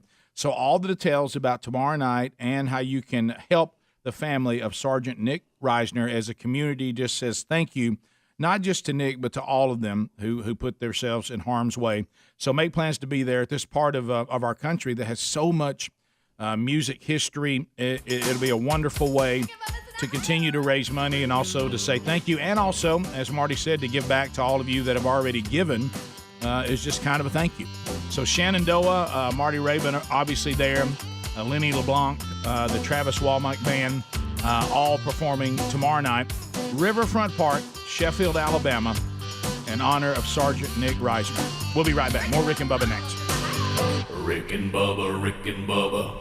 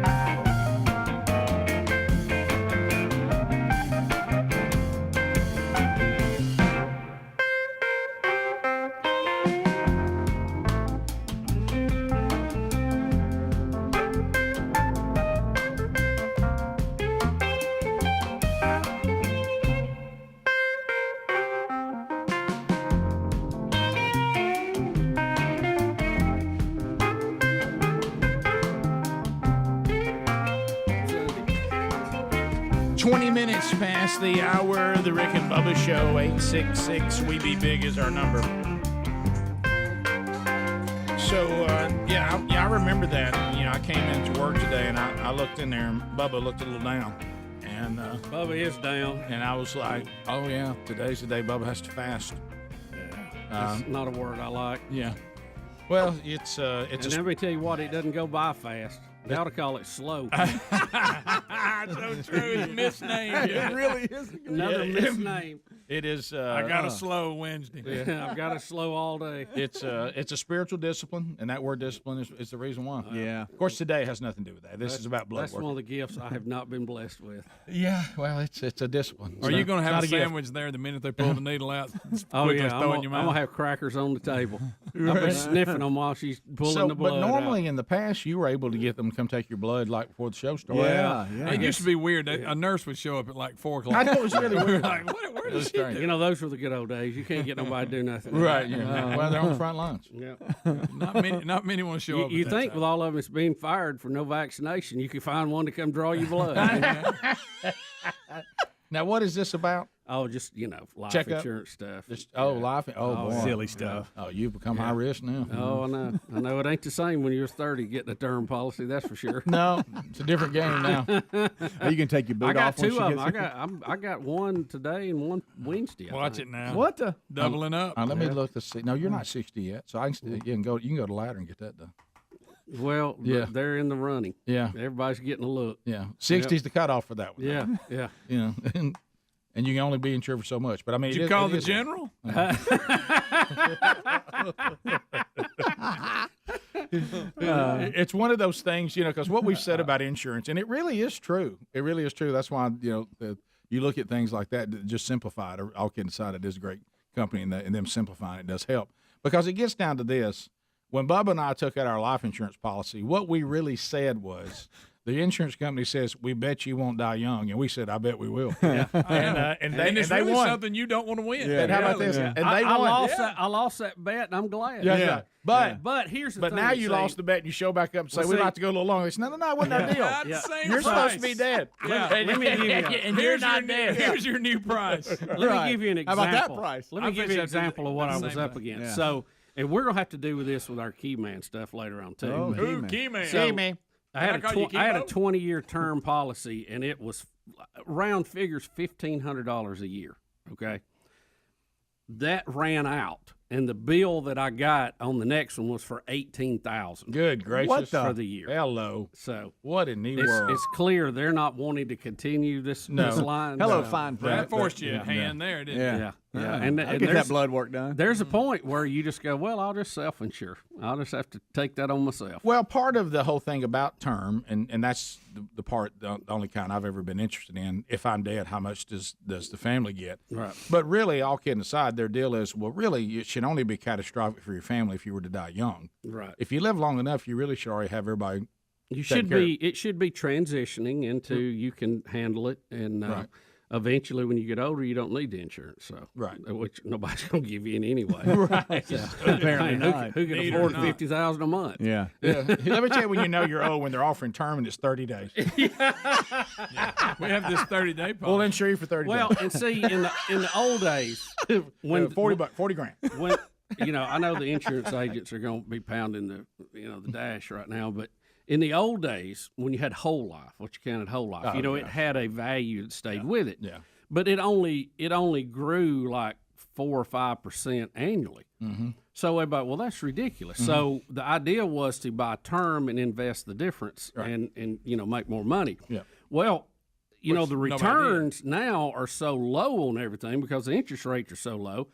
Boy, a lot of people would love to have 5-6% return. So in some ways, it's kind of flipped back around, and I know some people are moving back into the whole life policy. So Easy. Oh boy. I'm Dave just- Ramsey can hear this show. He just hadn't saying. eaten. He's not thinking. No, He's not thinking straight. I'm like, He hadn't had any food. What if I just, No, I'm just hit the ground? I'm not kidding. I walked by today and I thought, well, Bubba's in there praying, and I realized he was. Because look, this is Bubba sitting at his desk. Because he knew breakfast was out today. He's just sitting there looking down. Because normally he's looking to that point. If I can just make it to 7 o'clock. I was asking about breakfast, and I just because you didn't mention anything, even though you said something to us on Friday, so I ordered you breakfast. I put it in the fridge because I noticed you hadn't eaten it. Yeah, I noticed you hadn't eaten it, and then I realized I'll need it in a few minutes. I realized draw your blood about 11:30. I realized about 30 minutes Don't ago. be late today. Wait a minute, he told us he had to fast today, so I got it out of his sight so he wouldn't have to walk in there and look at it. So it's in the fridge. So whenever they come and do that, you just go to the refrigerator. You okay? How you holding up? I'll take my boot and just go back here and get ready. I did the one on Wednesday is coming at 9:00, so I'm gonna miss a segment. Let her get my blood. Or now we what's do it that one here? for? I don't care. What's Same that? thing. I'm just taking competitive bids here. Rick. That's hilarious. You know, I love to bid things out. Absolutely. Oh, okay. And they'll all Competitive tell bids. you that you shouldn't do that, but it's funny. I prefer to do that. So we'll see who's got the best deal. Right. Who want my money? Right. Who want it? I love how you moved that one up to 9. That's right. Well, the Yeah, 9:00 was ridiculous. the standard one, and then this one was supposed to be later and got moved up, and so we'll see how it goes. I'm gonna tell you, I don't like the 11:30 time slot right now at all. Well, zero. What you could do because you've already now been forced into a fast. Mm-hmm. Okay, so what you should do is now use it for the spiritual as well. Mm. I mean, you're already there. Well, You might as well. I don't think you ought to dirty up the spiritual one with a physical every time thing that you're dealing. Well, what with. is a fast designed for you to do? Every time you start thinking about being hungry, you pray. You think about God. Well, we do have to do a show here, right? And I've noticed how much you pray. Well, I've watched you pray the entire show. I think you've been doing it, especially when breakfast got here. You prayed really hard. Yeah, there's been some solid prayers. Yeah. We're trying to work through it. Yeah. You know, thank gosh it's Monday. Because if it was later in the week, if it was a Thursday, no way. Thursday's like a day the wheel's about to come off anyway. So no way. No way. Well, Greg had asked me. He said, "Hey, it has not been one of my gifts. I wish I was better at it." Yeah. So It's a discipline. It's not a gift. Well, You gotta work at it. Gift comes easy. No one's gifted at fasting. No. Yep. well, I'm not good at that discipline. Let me put it that way. There you go. Greg had looked at me early and he says, "Does Bubba look like he's lost weight?" And I'm like, "Yeah, he hadn't eaten this morning." I knew I something. mean, was you already different. looked thinner. I thought he'd shaved or something. Well, that's good. I'm about to chew my lip off. That discipline is about out. Yeah, nobody's gifted at fasting, Rick. Well, no, it's a spiritual discipline. Yeah, it's not. Nobody's a born faster. It's not easy. Rick, he's a natural. He was born to fast. Fasting's nothing for him. He was born to fast. We've got you he's thinking a about phenom food again, when it haven't we, comes to buddy? fasting. I'm sorry. Yeah, I understand what the whole segment was about, Speedy. I know. Well, it's I mean, you have even announced it. You announced it to us. It wasn't your big heart. Yes, it was. Well, I could have thrown the breakfast away. I put it in the fridge. I didn't know. Why don't you go in there by and the way, smell it? You I didn't remember? know. I didn't know he got breakfast. I didn't know that. No, that's fine. Did you try smelling it? I didn't tell him not to because I planned on eating it whenever I could eat. Well, Get it. but see, what I was thinking about by the time you get to 11:30, that's that real food. Yeah, I mean, that's lunch. I like it. I like that breakfast pretty good. Yeah. Y'all got me eating egg white stuff with no bacon. Absolutely. Nothing. That's good. And look, see how much. See, it's helped you. How much it's helped you fast. He rolled his eyes at Rick if you couldn't see. Well, I mean, sometimes honestly, it's easier to fast if the food you get's not that good anyway. That's true. Yeah, that is true. Look, fasting biscuits and versus fasting egg whites. Big Well, the egg whites are all right. I mean, you know, if it was, or whatever. That's it'd be a whole lot easier. By the way, FYI, I think the new studies come in. Regular eggs are just as healthy as egg whites. You can go back to yellow. They ain't figured the egg out yet. Nah, they haven't, boy. You know, I had some regular eggs one weekend after eating whites here all week. Man, about knocked my head off. Rick and Bubba, Rick and Bubba.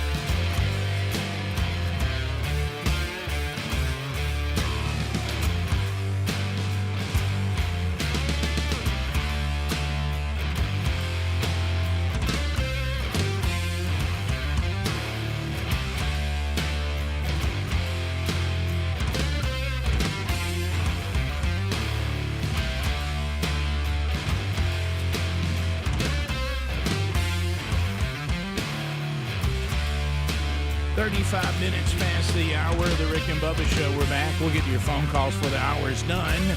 At 866 We Be Big, we got some folks watching outside here today because it is Columbus Day. So a lot of people are out. And Greg said some of them are for Petal, Mississippi. Yeah, I'll be in Petal, Mississippi Sunday night. Yep. So we'll see you guys. They're going to be there to watch it. Oh, good. So it's the Petal. It's the Pine Belt Baptist Association, I believe. So there's about 50 churches represented, and I'll be there speaking this Sunday night. Find that at rickandbubba.com under upcoming events. Petal, Mississippi. See you coming up Sunday. So speaking of Columbus Day, Bubba, it seems like every year there's some attempt on our part to talk about Christopher Columbus, then we forget everything that we've said, and then we do it again the following. Well, I just think he's an interesting historical character because you know about the fact that his statues are being torn down and all that. Yeah. Well, yeah. He set out on an exploration that many people thought couldn't be done, and proved that the Earth was round, and thought he'd got to India. He didn't know he'd run into a couple of continents on the way, right? Which kind of slowed it up, but Rick, the Italian explorer and navigator, completed 4 voyages across the Atlantic Ocean, opening the way for widespread European exploration of the Americas. A lot of people don't know, you get to reading some of this, he never actually landed in the USA. He landed in Cuba and Hispaniola and all down to Central America and South America, but never technically landed in the continental United States. So really, we credit him with finding America, right? But it's only the Americas, right? No, he never got to the USA. If you look closely, they always say Christopher Columbus discovered the Americas. Yeah, like South Africa. South Africa. America. You know what? He is he is a controversial for his genius in exploring when he got here and the way that he had treated some of the people he had found, and he actually was arrested and carried back to face trial on his last journey. So he beat that charge, I think, and then went on to sue because he said he did get the deal that he'd been promised of 10% of everything that came out of it. And he said that included the trade between Europe and the New America. So they litigated that for decades. I mean, that went on forever. How about that? But he was very, he had these positive things and then he had some negative things. He's a real controversial figure if you really get down and start reading all the detail of what he did and how he did it. Well, it goes back to historically, can we not just say he discovered the Americas and be done with it? Because we're not really saying he should get Man of the Year or, most admired explorer. I don't know if that is who's who of explorers. Right. You remember it was a different world then too. It was different mindset. The strong looked down upon the weak. A lot of cases took advantage of them. Well, here's the thing that I don't understand is even though they were promoting Christianity as part of their mission. Well, there's been, you're going to love this. I didn't know this. I'm reading a new book now that I'm really interested in, and this was written probably. It's relatively new because it's mentioning things that are modern day along with some things in the past. And they're saying that right now, I don't remember the exact number, but I can definitely give you the rounded number. That right now, as we speak, there are 38,400 or something versions of Christianity. Yeah, over 38,000 denominations, and so there's been all kinds of things that's been called Christianity that you look deep into it and go, well, that seems to be violating some of the basic principles of true, authentic, disciple of Jesus kind of stuff. So, but yeah, you're right. And one of the things that we've talked about for years, and I know this has been talked about, but it's kind of like I can't understand why we allow duplicate numbers in college football. It's just a head scratcher. It's like I can't wrap my mind around that, why that's allowed, and why anybody would want the number of someone else. So I may never understand that on this side of heaven. But the other one is this thing of Christopher Columbus thinking he was in India and referred to the native people as Indians, right? And nobody corrected it. I don't understand how somebody didn't go, oh, by the way, this is not India.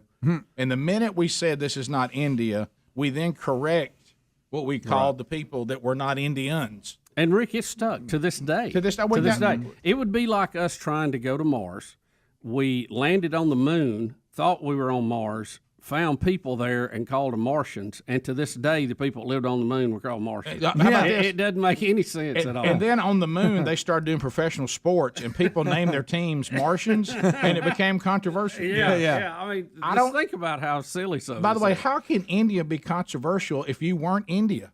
If you were not from India? I mean, I don't. You should laugh at the name Indian. You'd be like, well, that's Christopher Columbus. He misidentified us. Yeah. I mean, nobody said, oh, by the way, hey, Chris, love you, man. You were not in India. So, man, you shouldn't have called those people Indians. And that was just the end of it. Nobody ever called them that again.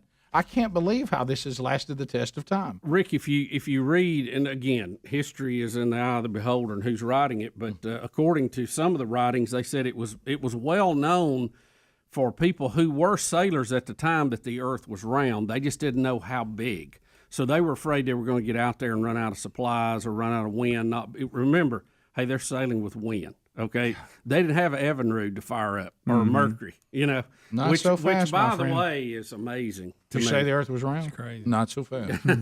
Well, they knew they it got a was good point. Hey, not so fast. The my friend. argument that it was flat was not that big of an issue if you read some of the historical accounts of it. They just didn't know how big and how far, and he was willing to give it a shot. All right, so I'm going to put on my list things that I wonder if I'll find on this side of heaven. Why do people want to wear duplicate numbers? Okay, is that and one? why is that allowed? Okay. Number two, why didn't we change the name Indian? Right. That's number three. Right. Who in the hell thinks the Earth is flat? That's another one. Burgess. Yeah, I like No, that. those are the three things. I don't understand. You like those addressed. How does anyone? How can we be doing that? Well, and it said the reason they knew that because they depended on the stars and the planets to navigate so much.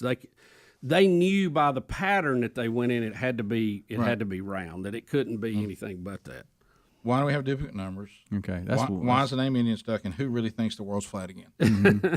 Right.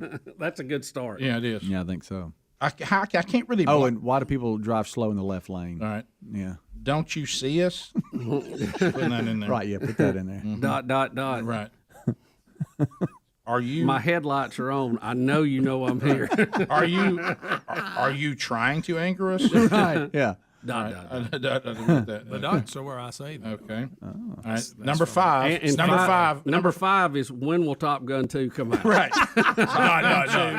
Right. Number six, Dipping Dots isn't the ice cream of the future. No, it is not. Okay. It did not replace ice cream. No. So we can't call it the ice cream of the future. Future has already spoken. Yeah. And Dippin' Dots did not replace ice cream. Still The future said nay to that. I'm not even sure Dippin' Dots. Dippin' Dots is a nice alternative if you'd like to have a. It's another frozen treat. Yeah. It is not ice cream of the future. But it was not the ice cream of the future because No. it didn't replace ice cream. That's a good point. Yeah. Okay, I got that down there. You got that? Got that one down here. Number 7. Why not try another quarterback? Yeah, what will it hurt? Right. We are stinking it up. Right. A change of quarterback has proven to make a big difference. Ask See the Oklahoma. Oklahoma-Texas game. Why not give it a shot? Yeah. We can always change back. It's not like a pitcher. You pull him out and you can't go back in. Number 8. Why is Nebraska not good anymore? Yeah. Figure that out. Or will they ever be good? Will they ever be good again? Okay, that's good. Handle. Yep. That's good. All right, I got Huh? So how many is that, Rick? that's 8.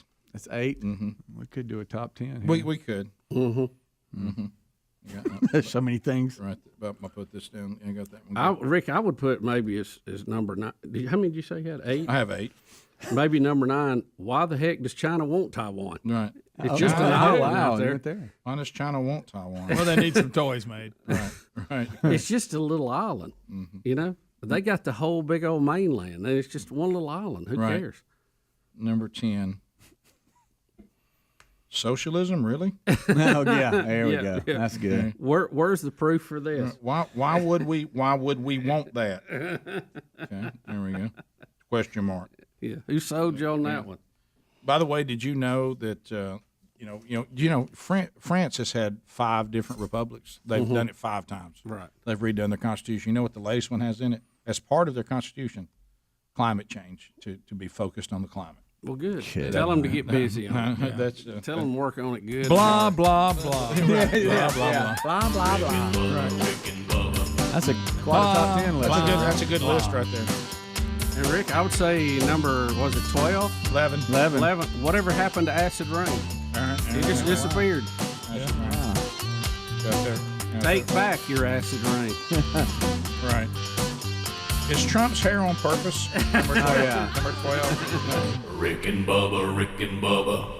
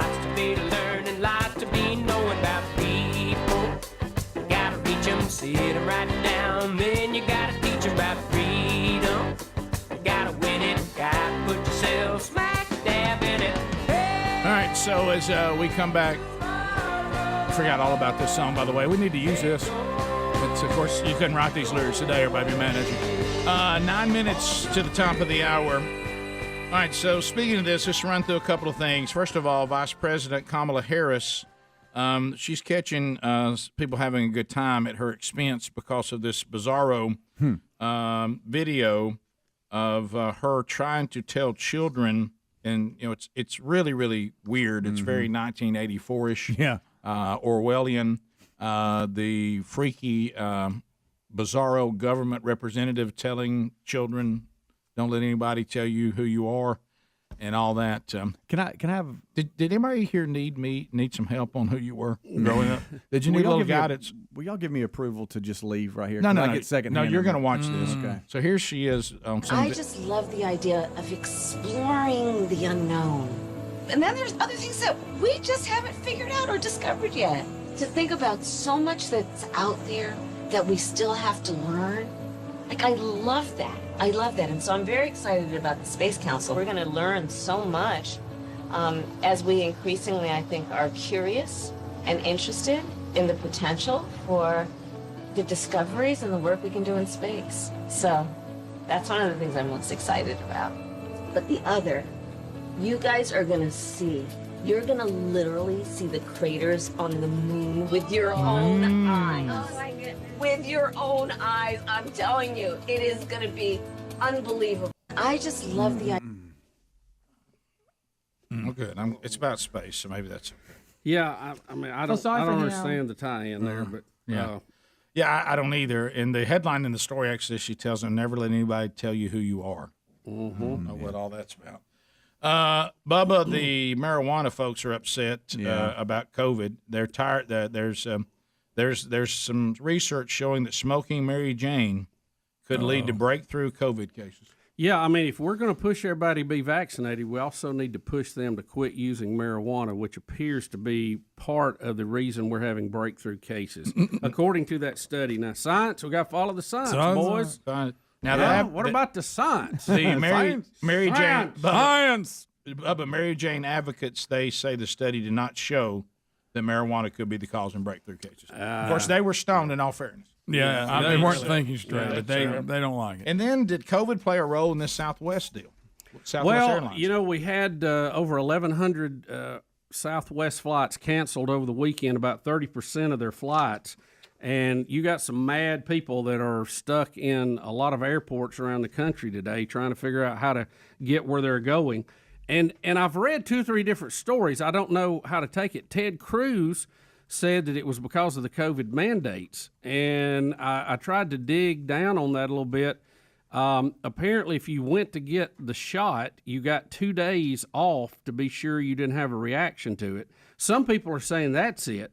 Other people are saying, no, they took days that they had in protest of the shot mandate, and that's why they wasn't all there. So I really don't know. I don't know what to believe. Who knows? And then we've got an airline that now is no longer going to say "ladies and gentlemen." Yeah, British Airlines. That's right. Now they've joined forces with, I think, there's a couple of other ones, Bubba, down there in the story. A couple other airlines that are already have enacted this. That pilots, flight crew, they can't say "ladies and gentlemen." But see, if you say "ladies and gentlemen," that covers everybody. Well, no, there's there's may only, be one. There's only 2 genders. Now you're talking about science. There's only 2 genders. Remember, I'm sorry, guys. How about this? I hate even to be if the heartbreak on this, but it's only 2. Even if that's your thing, That's you're really stated in the Bible. offended by whether they say "ladies and gentlemen" or not. No, they're just generally speaking to the crowd. Do you really care? I bet this is one of a lot of them. They're offended for people. You know? Well, again, like Bubba said, though, remember that we watched the video ourselves when all the leftists were screaming, "You Bible thumping, blankety blanks, you follow the science," and then we had a scientist go, "Well, there's only 2 genders," and they all got up and walked out. Yeah. Science says that. You don't have to have a biblical worldview for that. That's what science says. How dare you? Yeah. How dare you? Yeah. And I tell you, some of y'all are just beating your head against the wall trying to make science up and force it on everybody that doesn't exist. How dare you? And you just change your mind. If science gives you the wrong answer, now we can't follow it. Right, it's out. It's only if I agree with the science. Yeah. What you're really saying is the thing, and I hate to bring up the Bible because I know how it bothers some. The Bible's very clear. Do not follow your heart. And I guess you just won't follow your heart, let it carry you wherever you want to. Your heart will make up all kinds of genders. Yeah. So anyway. Your heart is a bad compass. Yeah. Did you see Herschel Walker has already raised $3.7 million? Yeah. Since that's launching good. his Senate bid? Yeah, he's going to be running for Senate, and we'll see how the big dog does. And John Gruden. Boy, John Gruden. John Gruden. What is going on? ESPN's been on all morning, and his face is up there the whole time. Yeah. Well, let's face it, 24/7 sports. There's not enough sports to warrant a 24/7. You would think on a Monday in football season there would be enough to cover. Well, what's bizarre is that the Raiders coach is they're saying he used a racist comment in 2011, referring to the NFL Players Association executive director. How you say the name? DeMaurice Smith. Yeah, that sounds right. And 10 years ago, as I said, in 2011, and he says the comment he was making was referring to him being a person who's not telling the truth. He used the term rubber lips. He says that refers to a guy catches lying. He can't spit it out. And he said, I'm ashamed that I insulted him. I never had a racial thought when I used it. I'm embarrassed by what people are saying about me out there. I certainly never meant for it to sound bad, meaning in any racial insult. But he said he used the term for somebody lying. Yeah, he said it'd be like you've heard the term and I think it was an Indian term. You speak with a forked tongue. That's not that's like saying you're against snakes because of that. Yeah, right. So he's saying it was not a racial issue, that he was using that because he didn't think that the guy was being truthful in his negotiations. But it seems like even if the person thought that, this person has persevered through this for 10 years. Yeah. And decides now he's mad at John Gruden. And for 10 years, and again, you may see more things come out, but let's just give him the benefit of the doubt. For 10 years, no one has any complaint on John Gruden or any sign that he would be racist at all. So we're going to go back some thing he said 10 years ago. And he said, where's that stop? I mean, for somebody to be can called, anybody let you go look back 10 years ago and at the time probably wasn't even considered that offensive and then use it under today's standards? Well, you said the point. If John Gruden is a racist, then he should have a body of work that continuously shows that he saw people of different ethnicities as inferior to him. Yeah. And I just don't think we can make that case. If you want to say said something inappropriate, but I think if you're a racist, you got to have a body of work to back it up. Right. Right? And now, you may say dumb if things. If you said or something in a moment, stuff. that somebody said, well, that was not the thing to say. You go, man, I didn't mean it that way, but I'm sorry. I didn't mean for that to bother anybody. Well, then that's somebody who made a mistake and said something in a moment that they now say, I shouldn't have said that. And I'm not saying right or wrong, but 10 years ago, a lot of the things that people said weren't considered offensive like they are now. Yeah, this is that thing we go back in time and pull people into the current standard. But now, look, will we now unpack and find out that there's been a decade of John Gruden acting as a racist? Well, if that happens, that's a different story. But if it just comes out that this was a comment that he said he didn't even mean racially, then, or even if it was something that he shouldn't have said at the time, was it just a mistake in the moment? As opposed to I'm living a life. Yeah. He's been around a long time. We can see if he's racist. Yeah, top of the hour. Rick and Bubba.